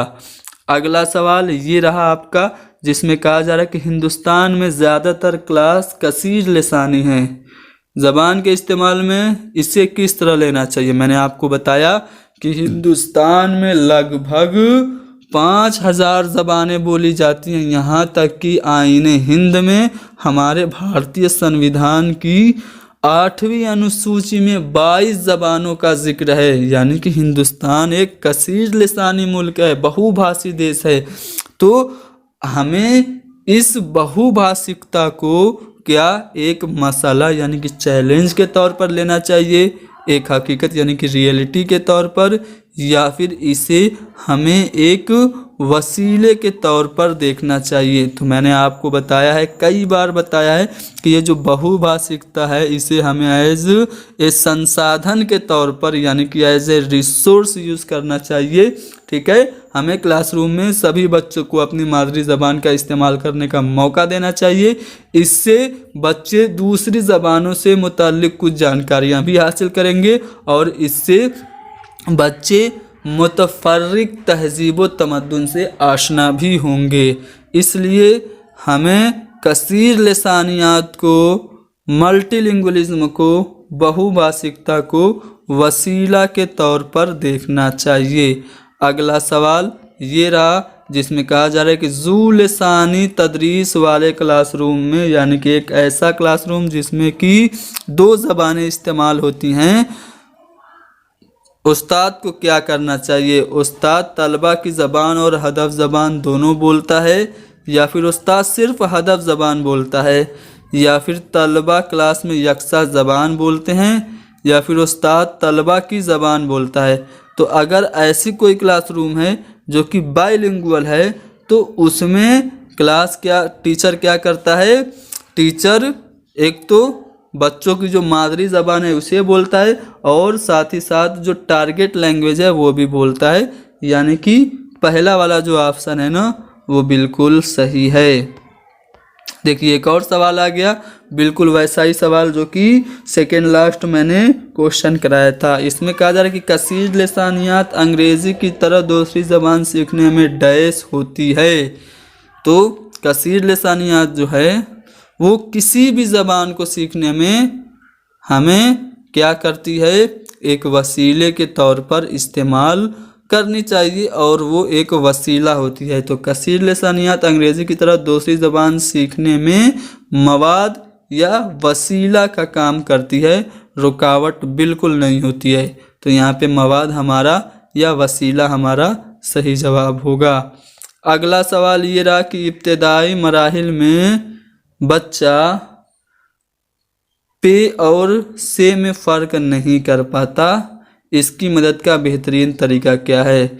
बच्चा क्या कर रहा है, कुछ उसको पढ़ने में दिक्कत हो रही है, पे और से में फ़र्क वो नहीं कर पा रहा है, तो इसको हम किस तरह से सही करेंगे, बच्चे की हम मदद कैसे करेंगे। तख्त स्याह पर यानी कि ब्लैक बोर्ड पर लिखी हुई हिदायत पर जो इंस्ट्रक्शन है उस पर अमल करने के लिए कहकर उनके वालिदैन को बुलाकर शिकायत करेंगे, या फिर दोनों हरूफ का एक साथ मश्क तैयार करना और उलझन दूर करने के लिए बार बार उसकी मश्क देना, या फिर तवज्जो न देने के लिए उनको डांटना। तो अगर बच्चा एक जैसे लिखे हुए दो अल्फाज में फ़र्क नहीं कर पा रहा है, यानी कि पे और से में फ़र्क नहीं कर पा रहा है, जीम और खे में फ़र्क नहीं कर पा रहा है, तो हम क्या करेंगे, दोनों हरूफ का एक साथ मश्क तैयार करेंगे और उलझन दूर करने के लिए उससे प्रैक्टिस करवाएंगे, क्योंकि प्रैक्टिस मेक्स मैन परफेक्ट। तो यहाँ पे सी वाला जो ऑप्शन है ना वो सही हो गया। अगला सवाल ये रहा कि ज़बान की खामी जो लिखने की सलाहियत पर असरअंदाज होती है उसे क्या कहते हैं। यानी कि लिखने में अगर आपको परेशानी होती है तो वो जो लर्निंग डिसऑर्डर है, लैंग्वेज डिसऑर्डर है, वो क्या डिसकैलकुलिया है, डिसग्राफिया है, अफेजिया या फिर डिसलेक्सिया है। तो यहाँ पे मैं आपको बता दूँ, लिखने में दिक्कत या परेशानी को डिसग्राफिया कहते हैं। ठीक है, डिसग्राफिया में क्या होता है कि आपकी उंगलियां टेढ़ी वगैरह हो जाती हैं, जिससे आप सही से लिख नहीं पाते हैं। ठीक है, ज़बान की खामी यानी कि लैंग्वेज डिसऑर्डर से रिलेटेड एक वीडियो मैं आपको छोटी सी दस्तयाब करा दूंगा, उसे आप लोग देख लीजिएगा। चलिए आगे बढ़ते हैं अगले सवाल पे। अब देखिए, डिसग्राफिया अगर आपको नहीं लिखा है और उसरे किताबत लिख दिया है तो आपको कंफ्यूज नहीं होना है। उर्दू के जो मुश्किल अल्फाज हैं उनको समझिए। उसरे किताबत यानी कि ये लिखने में दिक्कत या परेशानी। ठीक है, तो ये आपको ध्यान में रखना है। चलिए, छठी जमात की रिया और मोहित खास सलाहियतों के मालिक हैं। दो बच्चे हैं, रिया और मोहित, जो कि स्पेशल चाइल्ड हैं। ठीक है, तो एक टीचर को क्या करना चाहिए, उनके लिए अलहदा यानी कि अलग से स्पेशल स्कूल बनाने के लिए टीचर से बात करनी चाहिए, प्रिंसिपल से बात करनी चाहिए, या फिर उनको अपने यहाँ रखे, क्योंकि स्कूल को शमूलियती होना चाहिए, इंक्लूसिव होना चाहिए, जिसमें मखसूस सलाहियतों के मालिक तलबा की ज़रूरतों को पूरा किया जा सके, या फिर उनसे हमदर्दी का मुजाहरा करे और उनको ख़ास सहूलत और तवज्जो फराहम करे, या फिर चौथा ऑप्शन है उनके वालिदैन से बात करे और उनको अलहदा स्कूल में जाने का मशवरा दे। अगर बच्चा स्पेशल है तो क्या आप उससे एक स्पेशल स्कूल में डाल देंगे प्रिंसिपल से कह के? नहीं, बिल्कुल नहीं। ठीक है, आप उससे हमदर्दी का भी मुजाहरा नहीं करेंगे, अरे बेटा तुम फिजिकली हैंडीकेप हो, तुम सही से चल नहीं कर पाते, बड़े तुम्हारे लिए बड़े रहम की बात है, ये है वो। आप ऐसा नहीं करेंगे। आप और इस तरह से अगर आप करेंगे तो बच्चे में हीनता की भावना आएगी, वो एहसास कमतरी का शिकार हो जाएगा। ठीक है, आप बच्चों के लिए अलहदा स्कूल भी नहीं रखेंगे, बल्कि बच्चे को क्या करेंगे, इंक्लूसिव एजुकेशन के तहत उसे पढ़ाएंगे। यानी कि अगर बच्चा स्पेशल है तो आप उसको अपने ही स्कूल में रखेंगे, क्योंकि स्कूल को शमूलियती होना चाहिए। स्कूल में हर किस्म के बच्चों को एक साथ एक ही तरह एक ही सिलेबस पे पढ़ाना चाहिए, जिसमें मखसूस सलाहियतों के मालिक तलबा की ज़रूरतों को पूरा किया जा सके। यानी कि अगर कोई बच्चा मखसूस सलाहियत वाला है, चाइल्ड विद स्पेशल नीड है, तो हमें क्या करना चाहिए, उसी स्कूल में सभी नॉर्मल चाइल्ड के साथ उसे पढ़ाना चाहिए और जो उसकी मखसूस ज़रूरत है, जो उसकी स्पेशल नीड है, उसे पूरा करना चाहिए समावेशी कक्षा में ही। आप उसे अलग से नहीं सिखाएंगे। तो यहाँ पे हमारा जो बी वाला ऑप्शन है वो बिल्कुल सही है। ठीक है, अगला सवाल ये रहा आपके सामने कि उस्ताद तलबा को ग्रुप में बैठकर पढ़ने के लिए कहता है। अचानक किसी के वालिदैन में से कोई एक क्लासरूम में आता है और देखता है कि बच्चे ग्रुप में बैठे हुए हैं और उस्ताद तलबा के दरमियान इधर उधर घूम रहा है। ये देखकर उसे अच्छा नहीं लगता। इस हालत से निपटने का बेहतरीन तरीका क्या है? आप एक टीचर हैं, आप अपने सभी स्टूडेंट को एक ग्रुप में बैठा के पढ़ा रहे हैं। अचानक एक स्टूडेंट का जो वालिद है, जो उसके माँ बाप हैं, वो आ गए और उनको अच्छा नहीं लगा कि यार सभी बच्चों के साथ मेरा बच्चा भी बैठ के पढ़े। ठीक है, और टीचर उनके इर्द गिर्द घूमे। तो अगर पेरेंट्स को ये बात अच्छी नहीं लगी तो एज ए टीचर आप इस सिचुएशन से कैसे ओवरकम करेंगे, कैसे निपटेंगे? वालिदैन को प्रिंसिपल से दरख्वास्त करनी चाहिए कि उनके बच्चे का सेक्शन बदल दे, या फिर वालिदैन को चाहिए कि बच्चे अपने बच्चे को घर ले जाएं, या फिर वालिदैन को प्रिंसिपल से उस्ताद की शिकायत करनी चाहिए, या फिर वालिदैन को उस्ताद पर भरोसा और एतमाद करना चाहिए। अगर टीचर सभी बच्चों को एक साथ ग्रुप में बैठा के पढ़ा रहा है और खुद इधर उधर घूम रहा है, तो इसका मतलब ये नहीं है कि वो ध्यान बच्चों पे नहीं दे रहा है। हो सकता है कि वो बच्चों को ग्रुप में रख के उनको आपस में कम्युनिकेशन करने का मौका दे रहा हो। ठीक है, अंतः क्रिया करने का, इंटरेक्शन करने का मौका दे रहा हो और उनकी ज़बान की जो नशोनुमा है, जो लैंग्वेज डेवलपमेंट है, वो करने की कोशिश कर रहा हो। इसलिए एज ए पेरेंट्स हमें क्या करना चाहिए? उस्ताद पर भरोसा और एतमाद करना चाहिए।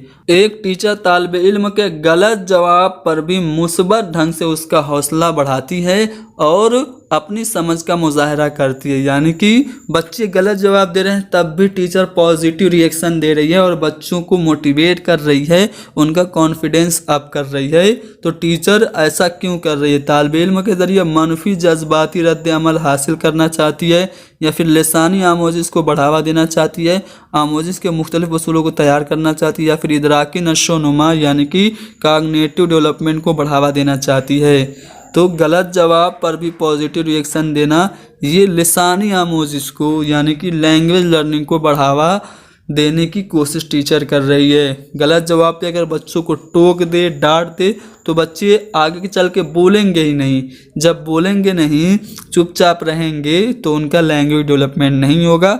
इसीलिए टीचर क्या कर रही है? गलत जवाब पर भी पॉजिटिव रिस्पांस दे रही है ताकि बच्चों की लिसानी आमोजिश यानी कि जो लैंग्वेज लर्निंग है उसको बढ़ावा दिया जा सके। अगला सवाल ये रहा कि स्कूल जो आम और ख़ास तालीम में फ़र्क नहीं करता कहलाते हैं। यानी कि एक ऐसा स्कूल जिसमें सभी बच्चे, चाहे वो फिजिकली हैंडीकेप हों, नॉर्मल हों, स्पेशल हों, सभी बच्चों को एक साथ पढ़ाया जाता है, तो उस स्कूल को क्या कहते हैं? उसको हम इंक्लूसिव स्कूल यानी कि मुश्तमिल क्लासरूम या शमूलियाती क्लास या फिर समावेशी कक्षा कहते हैं। तो यहाँ पे डी वाला ऑप्शन सही हो गया। अगला सवाल ये रहा कि ज़बान सिखाने की ऐसी क्लास में जहाँ तलबा की सलाहियतों में फ़र्क हो, उस्ताद के लिए इस बात को यकीनी बनाना ज़रूरी है कि तलबा, यानी कि एक ऐसी क्लासरूम है जिसमें अलग अलग एबिलिटी के बच्चे हों। ठीक है, तो उस्ताद के लिए क्या कौन सी बात चारों में यकीनी बनाना जो है वो ज़रूरी है। ठीक है, चलिए चारों ऑप्शन को ध्यान से पढ़ते हैं।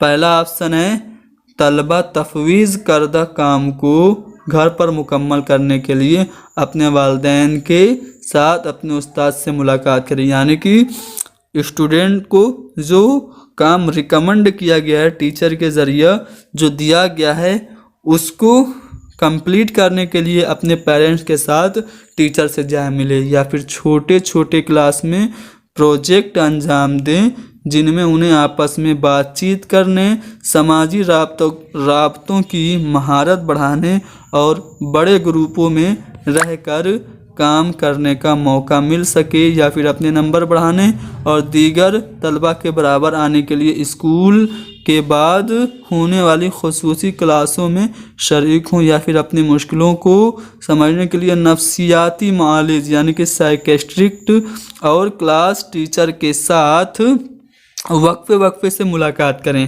तो अगर एक ऐसी क्लासरूम है जहाँ बच्चे मुख्तलिफ़ सलाहियतों वाले हैं, उसमें नॉर्मल चाइल्ड भी हैं, स्पेशल चाइल्ड भी हैं, फिज़िकली हैंडीकैप भी हैं, तो ऐसे क्लासरूम में टीचर को चाहिए कि तलबा क्या करें, तलबा छोटे छोटे क्लास में प्रोजेक्ट काम करें जिनमें उन्हें आपस में बातचीत करने का मौका मिले, समाजी राब्ते बढ़ाएं, सोशल इंटरेक्शन उनका हो और बड़े ग्रुपों में रहकर वो काम करने का उन्हें मौका मिले। जब वो एक दूसरे से मिल के काम करेंगे, ग्रुप में काम करेंगे, तो एक दूसरे की जो सलाहियतें हैं उनसे सीखेंगे। तो इस तरह से मुतफर्रिक सलाहियतों वाले बच्चे को हम क्लासरूम में सभी बच्चों के बराबर ट्रीट कर सकते हैं। तो यहाँ पे बी वाला जो ऑप्शन है वो बिल्कुल सही है। अगला सवाल ये रहा कि लिखने की ऐसी परेशानी जिसमें बहुत सी पेचीदा हरकी और मालूमात को काबिल इस्तेमाल बनाने की ज़रूरत है उसे कहते हैं, यानी लिखने में दिक्कत परेशानी है। कौन सा मुश्किल सवाल है, आसान सा है। लिखने में जब कभी भी दिक्कत या परेशानी हो तो उसको हम डिस्ग्राफिया कहते हैं, उसरे किताबत कहा जाता है उर्दू में, ठीक है। तो ये आपको ध्यान में रखना है। अगला सवाल ये कि तदरीस ज़बान की तदरीस में मुअल्लिम इल्म की तश्कील में तलबा की किस तरह से मदद करेगा। मान लीजिए कि आप एक लैंग्वेज के टीचर हैं और आप चाहते हैं कि बच्चे खुद से नॉलेज को क्रिएट करें, ज्ञान का सृजन खुद करें, तो एज ए टीचर आप बच्चे की मदद कैसे करेंगे। क्या आप तलबा को मश्क के लिए, प्रैक्टिस के लिए बहुत सारे तफवीज़ात यानी कि कंसेप्ट और प्रोजेक्ट दे देंगे, या तलबा की गलतियों को फ़ौरी इस्लाह करे और उन्हें फ़ौरी बाज रसी देंगे, यानी कि अगर कोई बच्चे मिस्टेक कर रहे हैं तो उसको फ़ौरन सही करके फ़ौरन उसे फीडबैक देंगे कि देखो तुमने ऐसा कर दिया, ऐसा नहीं करना चाहिए था।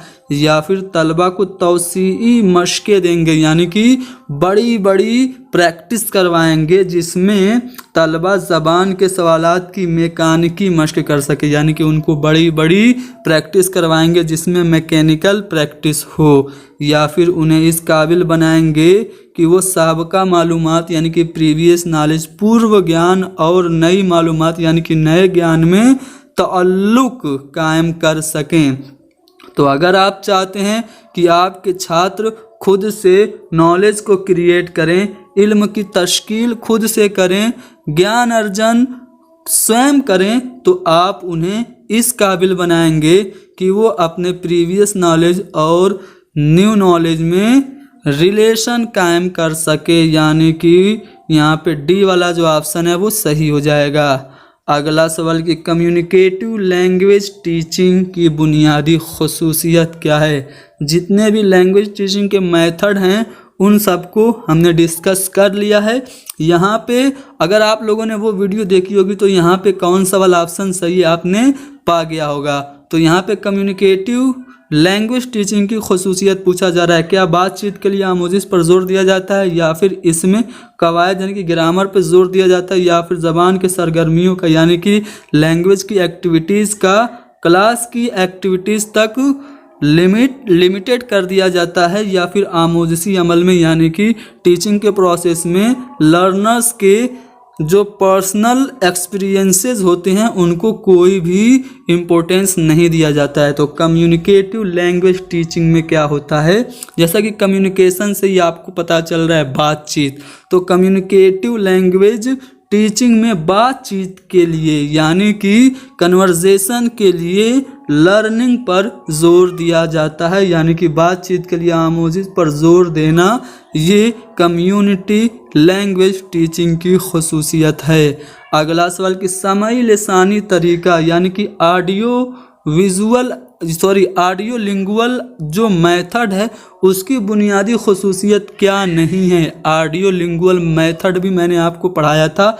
चलिए इसकी क्या खुसूसियत नहीं है ये पूछा जा रहा है। तो पहले ऑडियो लिंगुअल मेथड की खसूसियत को ढूंढ लेते हैं। पहला है, इसमें टेप रिकॉर्डर, लसानी तजर्बागाह यानी कि भाषा प्रयोगशाला, लैंग्वेज लेबोरेटरी और बसरी वसाइल यानी जो देखे जाने वाले एड्स होते हैं, जो विजुअल एड्स होते हैं, उनका ज़्यादा इस्तेमाल होता है।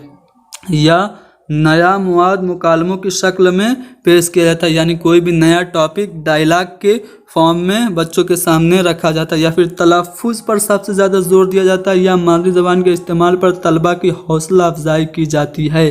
तो जो समई लसानी तरीका है, ऑडियो लिंगुअल मेथड है, उसमें टेप रिकॉर्डर का इस्तेमाल होता है, लसानी तजर्बागाह का इस्तेमाल होता है और बसरी वसाइल का भी इस्तेमाल होता है। यानी कि ये बात जो समई लसानी तरीका की खसूसियत के लिहाज से है, सही है। इसमें डायलॉग पेश किए जाते हैं, ये भी सही है। डायलॉग जब पेश किए जाते हैं तो इसमें किस पे ध्यान दिया जाता है? तलफ़ुज़ पर बहुत ज़्यादा ध्यान दिया जाता है। तो यहाँ पे ए, बी और सी ये तीनों तो समई लसानी तरीक़े की बुनियादी खसूसियत हैं, लेकिन इसमें यानी समई लसानी तरीक़ेकार में, जिसको हम लोग कहते हैं ऑडियो लिंगुअल मेथड, इसमें मादरी ज़बान के इस्तेमाल पर ज़्यादा ज़ोर नहीं दिया जाता है, इसलिए इसकी जो खसूसियत नहीं होगी वो डी वाला ऑप्शन यानी कि हमारा जवाब ऑप्शन डी होगा। अगला सवाल की ज़बान की आमोजिश का तामीरी अंदाज़े नज़र किसको फ़रोग़ देता है? जो लैंग्वेज लर्निंग का कंस्ट्रक्टिव नज़रिया है, जो कंस्ट्रक्टिव अप्रोच है, वो किसको फ़रोग़ देता है? क्या चीज़ डेवलप करता है? तलबा मरकूज़ अंदाज़ नज़र यानी कि चाइल्ड सेंटर्ड व्यू को, या कमरे जमात में शोर शबर यानी कि क्लासरूम में नॉइज़ को, या फिर मुअल्लिम मरकूज़ अंदाज़ नज़र यानी कि टीचर सेंटर्ड नज़रिए को, या फिर खामोशी की रिवायत को। तो ज़बान की आमोजिश का जो तामीरी अंदाज़ नज़र है, ये तलबा मरकूज़ अंदाज़ नज़र को फ़रोग़ देता है। चाइल्ड सेंटर जो नज़रिया है उसको डेवलप करता है तामीरी अंदाज़ नज़र। अगला सवाल कि जो पढ़ाया जाए वो सीखा भी जाए ऐसा ज़रूरी नहीं है, क्योंकि यानी कि जो कुछ हम पढ़ा रहे हैं उसको सिखाया भी जाए ये ज़रूरी नहीं है। क्यों? ऑप्शन 4 ऑप्शन है, ध्यान से देखेंगे। मुअल्लिम की समाजी मुआसी सतह तलबा से कदरें मुख्तलिफ होती है, यानी कि टीचर का सोशियो कल्चरल लेवल स्टूडेंट से क्या होता है? अलग होता है। या फिर तलबा और मुअल्लिम किसी मजमून पर दस्तरस हासिल नहीं करते, यानी टीचर और स्टूडेंट किसी टॉपिक पर पूरी तरह से कमांड हासिल नहीं कर सकते। या तलबा की काबिलियत शख्सियत मुख्तलिफ होती है और वो मुख्तलिफ पस मंज़र से ताल्लुक़ रखते हैं। या फिर तलबा रस्मी गुफ्तगू के दौरान तवज्जो मरकूज़ करते हैं। तो जो पढ़ाया जाए वो सीखा भी जाए ऐसा ज़रूरी नहीं है। क्यों? क्योंकि तलबा की जो एबिलिटी होती है, जो पर्सनालिटी होती है, वो अलग होती है और वो अलग बैकग्राउंड से रिलेशन रखते हैं, इसलिए जो पढ़ाया जाए वो सीखा भी जाए ऐसा ज़रूरी नहीं है। तो सी वाला ऑप्शन हमारा सही हो गया। अगला सवाल की ज़बान की क्लास में बैठने का जो निज़ाम है वो लचीला होना चाहिए। क्यों? यानी कि बच्चों को अपने मन से बैठने की इजाज़त दे देनी चाहिए। ऐसा क्यों? क्योंकि यह तलबा को बार बार अपनी जगह बदलने में मदद करती है, या फिर यह जोड़ी और इज्तिमाई कामों को सहल बनाती है, ग्रुप में जो काम किया जाता है उसको आसान बनाती है, या फिर यह मुअल्लिम की टीचर की जिम्मेदारी को कम करती है, या यह नज़्म व नस्क यानी कि अनुशासन को कायम रखने में टीचर की मदद करता है। तो बैठने का निज़ाम लचीला होना चाहिए, यानी कि बच्चों को आज़ादी होनी चाहिए, जिसके साथ चाहे जहाँ चाहे बैठे। तो इससे क्या होगा? इससे जोड़ी और इज्तिमाई काम आसान हो जाएंगे। बच्चे दोस्त बनेंगे, एक दूसरे के साथ सीखेंगे, इज्तिमाई रूप से किसी भी एक प्रॉब्लम पर थिंकिंग करेंगे, सोचेंगे। तो इस तरह से हमें बैठने का निज़ाम लचीला रखना चाहिए ज़बान की क्लास में, क्योंकि ये जोड़ी और इज्तिमाई कामों को आसान बनाता है। अगला सवाल कि मुअस्सिर आमोजिश होती है जब तलबा होते हैं। लर्निंग कब इफ़ेक्टिव होती है? अधिगम कब प्रभावशाली होता है?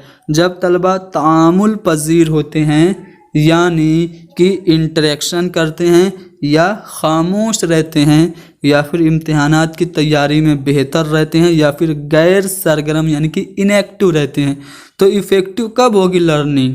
जब बच्चे इंटरेक्शन करेंगे यानी कि अंतःक्रिया करेंगे, तामुल पजीर रहेंगे, तभी आमोजिश बेहतर होगी। अगला सवाल जो है वो ये है कि कमरे जमात में कुछ शोर होना क्या ज़ाहिर करता है? एक क्लास रूम है, उसमें थोड़ा मोड़ा शोर हो रहा है, तो इससे क्या पता चल रहा है? मौलम का जमात में कंट्रोल नहीं है या फिर मौलम की नाकामी? अगर क्लास में शोर हुई तो मौलम पढ़ाने में नाकाम है, क्या ऐसा है? या ज़बान की आमोजिश में मसरूफ़ तलबा के साथ तामीरी सरगर्मियाँ यानी कि लैंग्वेज की क्लास में जो स्टूडेंट्स बिज़ी हैं वो आपस में सरगर्मी कर रहे हैं, एक्टिविटी कर रहे हैं, इसलिए थोड़ा मोड़ा शोर हो रहा है, या फिर तलबा के ज़रिए नज़्म नस्क की यानी कि जो अनुशासन है उसकी मुखालिफत है। तो कमरे जमात में कुछ शोर होने का मतलब ये है कि बच्चे कुछ न कुछ आपस में कर रहे हैं, एक साथ कोई न कोई एक्टिविटी कर रहे हैं, इसलिए शोर हो रहा है। तो थोड़ा मोड़ा शोर होना कमरे जमात में अलाउ है। तो यहाँ पे ज़बान की आमोजिश में मसरूफ़ तलबा के साथ तामीरी सरगर्मियों की वजह से कमरे में अगर कुछ शोर हो रहा है तो ये क्या कर रहा है? अच्छी चीज़ है। चलिए आगे बढ़ते हैं अगले सवाल पे। तलबा की तिफ़्ल मरकूज़ जमात की खुसूसियत है, यानी स्टूडेंट की जो चाइल्ड सेंटर्ड क्लास है उसकी क्या विशेषता है? पहला ऑप्शन है तलबा तकसीरी ज़हानत वाले यानी कि मल्टीपल इंटेलिजेंस वाले कामों के ज़रिए हदफ ज़बान यानी टारगेट लैंग्वेज में तामुलात करते हैं यानी इंटरेक्शन करते हैं। बहुबुद्धि वाले कामों के द्वारा जो लक्ष्य भाषा होती है उसमें बच्चे अंतःक्रिया करते हैं। क्या ये बालक केंद्रित कक्षा की विशेषता है? या फिर तलबा प्रोजेक्ट तैयार करने के लिए इनफरादी तौर पर काम करते हैं यानी कि बच्चे जो हैं वो प्रोजेक्ट करने के लिए अकेले इनफरादी तौर पर इंडिविजुअली काम करते हैं, या फिर मौलम हर दिन जांच का मंसूबा बनाता है, या फिर मौलम हिदायत देता है और तलबा से उम्मीद करता है कि वो हिदायत पर अमल करें। तो जो चाइल्ड सेंटर्ड क्लासरूम है, बाल केंद्रित जो कक्षा है, उसकी विशेषता क्या है? उसकी विशेषता ये है कि तलबा तकसीरी ज़हानत वाले कामों के ज़रिए, मल्टीपल इंटेलिजेंस वाले कामों के ज़रिए टारगेट लैंग्वेज में हदफ ज़बान में तामुलात करें, इंटरेक्शन करें, अंतःक्रिया करें। इसलिए पहला वाला ऑप्शन हमारा सही हो गया। अगला सवाल की कवायद की तदरीस सबसे फितरी तौर पर कारगर होती है जब आप ग्रामर पढ़ा रहे हैं। ग्रामर कब सबसे स्वाभाविक रूप से कारगर होगी? ऑप्शन है उस्ताद वक्फे पर यानी कि टाइम पर मुख्तलिफ मुद्दती कवायद की क्लास लेता है, यानी कि पढ़ाते हुए थोड़ा सा रुक जाता है और एक टाइम पीरियड में बच्चों से प्रैक्टिस करवाता है या कवायद की क्लास लेता है, तब फितरी तौर पर कवायद की तदरीस कारगर होगी। या जब तलबा अपनी तहरीर या गलतियों को खुद ठीक करते हैं, यानी जब बच्चे अपने ग्रामेटिकल मिस्टेक को खुद से सही करना सीख जाएं, तब कवायद की तदरीस फितरी तौर पर कारगर होती है। या फिर उस्ताद सिर्फ इधर उधर की महारतें सिखाता है तब, या मश्क के लिए ज़्यादा वक्त देता है तब। तो कवायद की तदरीस सबसे फितरी तौर पर तभी कारगर होगी जब तलबा अपनी तहरीर या बोलने की गलतियों को, यानी कि लिखने और बोलने की गलतियों को खुद से ठीक करना सीख गए हैं। तो इसका मतलब है कि कवायद की तदरीस फितरी तौर पर कारगर हो रही है। अगला सवाल की दर्ज झेल में से कौन ज़बान की तदरीस के मकासद में शामिल नहीं है? लैंग्वेज टीचिंग के जो एम्स हैं उसमें इन चारों में कौन शामिल नहीं है? पहला, कोशिश से ख्यालात का इजहार करना। दूसरा है जो कुछ सुन रहे हैं उसको समझने की सलाहियत और महारत। मरबूत तहरीर को फ़रोग देना, यानी कि एकदम सुव्यवस्थित या रब्त में लिखने को फ़रोग देना या समझकर पढ़ने की सलाहियत। तो यहाँ पे तदरीस के मकासद हैं ख्यालात का इजहार करना, जो कुछ सुन रहे हैं उसको समझने की महारत पैदा करना और समझ कर पढ़ने की सलाहियत पैदा करना। लेकिन एक रब्त से लिखने की तहरीर की या लिखने को फ़रोग़ देना, ये ज़बान की तदरीस के मकासद में शामिल नहीं है। तो हमारा सी वाला ऑप्शन सही जवाब होगा। आ रहा है ना समझ में? चलिए, तदरीस के किस तरीके में पहले कवायद के उसूलों पर तवज्जो दी जाती है, फिर उसी बुनियाद पर बहुत सी मिसालें दी जाती हैं। ठीक है, मान लीजिए मैं आपको कोई चीज़ पढ़ा रहा हूँ, मैंने आपको एक फार्मूला बता दिया, sin square theta plus cos square theta बराबर 1। अब मैं आपको मैथ पढ़ाते हुए जहाँ कहीं पे भी ये आता है ना, फ़ौरन मैं 1 रख दे रहा हूँ। या फिर मैं आपको मिसाल बदल के यूँ कहूँ कि जब मैं पढ़ा रहा हूँ तो पढ़ाते हुए मैंने पहले ही फार्मूला बता दिया है। जैसे ग्रामर पढ़ा रहा हूँ तो मैंने बता दिया कि सेंटेंस का जो स्ट्रक्चर होता है वो सब्जेक्ट, वर्ब और फिर ऑब्जेक्ट होता है। मैंने ये पहले ही से बता दिया है। और फिर मैं सब्जेक्ट की जगह पे राम लिख रहा हूँ, उसके बाद वर्ब की जगह पे राइट्स लिख रहा हूँ और फिर ऑब्जेक्ट की जगह पे लेटर लिख रहा हूँ। अगर मैं इस तरह पढ़ा रहा हूँ, पहले ही मैंने क्या किया, रूल बता दिया और फिर मैं उस पर मिसालें करवा रहा हूँ, तो ये जो तरीका है कौन सा तरीका है? इस्तिखराजी तरीका यानी कि डिडक्टिव मेथड है, निगमन विधि है, या फिर कवायद के वजाहत का तरीका है, या फिर रास्त तरीका यानी कि प्रत्यक्ष विधि डायरेक्ट मेथड है, या फिर इस्तिक़राई तरीका यानी कि जिसको हम लोग आगमन विधि कहते हैं, इंडक्टिव मेथड है। तो पहले ही रूल बता देना फिर उसी पे प्रैक्टिस करवाना, ये आपका इस्तिखराजी तरीका डिडक्टिव मेथड होता है। और पहले ही आपके एग्जाम्पल देना और फिर उसी एग्जाम्पल से रूल बना देना, ये आपका कहलाता है इस्तिक़राई तरीका। तो दोनों में फ़र्क आपको समझ में आ गया होगा, मिसाल भी आपको समझ में आ गई होगी। चलिए, कवायद के उसूलों को याद करना इस तरीक़ेकार की बुनियाद है। किस मेथड में हम कवायद के जो रूल्स होते हैं ग्रामर के, उनको याद कर लेते हैं। डायरेक्ट मेथड में, कवायद के वजाहती तरीका में, या फिर फितरी तरीका में, या फिर साख्तियाती तरीका यानी कि स्ट्रक्चरल मेथड में। तो कवायद के उसूलों को याद करना कवायद का वजाहती तरीका होता है। चलिए, मुर्तकज़ समाअत यानी कि ध्यान से सुनना किसके साथ होता है? तवज्जो, तहम्मुल, ज़ाब्ता या फिर बेहतरी। तो तवज्जो यहाँ पे सही जवाब हो जाएगा। अगला सवाल कि पहली जमात की ज़बान की निसाबी किताब हुरूफ तहज्जी 2 हरफी अल्फाज, 3 हरफी अल्फाज, फिर कहानियों और नज़मों से शुरू होता है। इस निसाब में कौन सा अंदाज़ नज़र अपनाया गया है? पहले अल्फ़ाबेट, ठीक है, फिर वर्ड, ठीक है, फिर सेंटेंस, ठीक है, उसके बाद स्टोरी, उसके बाद आपकी पोएम। तो इस तरह से अगर कोई भी तरीका अपनाया जा रहा है, पहले हर्फ फिर हरूफ, पहले हर्फ फिर 2 हरफी अल्फाज यानी कि वर्ड, फिर 3 हरफी अल्फाज यानी कि 3 लफ्ज़ 3 लेटर वाले वर्ड्स, फिर स्टोरी, फिर कहानी, फिर आपकी पोएम। अगर ऐसे किया जा रहा है तो क्या किया जा रहा है? आपका नीचे, फिर थोड़ा सा ऊपर, उससे ऊपर, सबसे ऊपर, ठीक है। तो ये जो तरीका है वो क्या है? नीचे से ऊपर का तरीका है। हुरूफ तहज्जी पहली सीढ़ी, उसकी दूसरी सीढ़ी 2 हर्फ वाले, अगली सीढ़ी 3 हर्फ वाले, अगली सीढ़ी कहानी, अगली सीढ़ी नज़्म। तो हम नीचे से ऊपर की तरफ जा रहे हैं, हम नीचे से ऊपर वाला जो अंदाज़े नज़र है उसको अपनाए हुए हैं।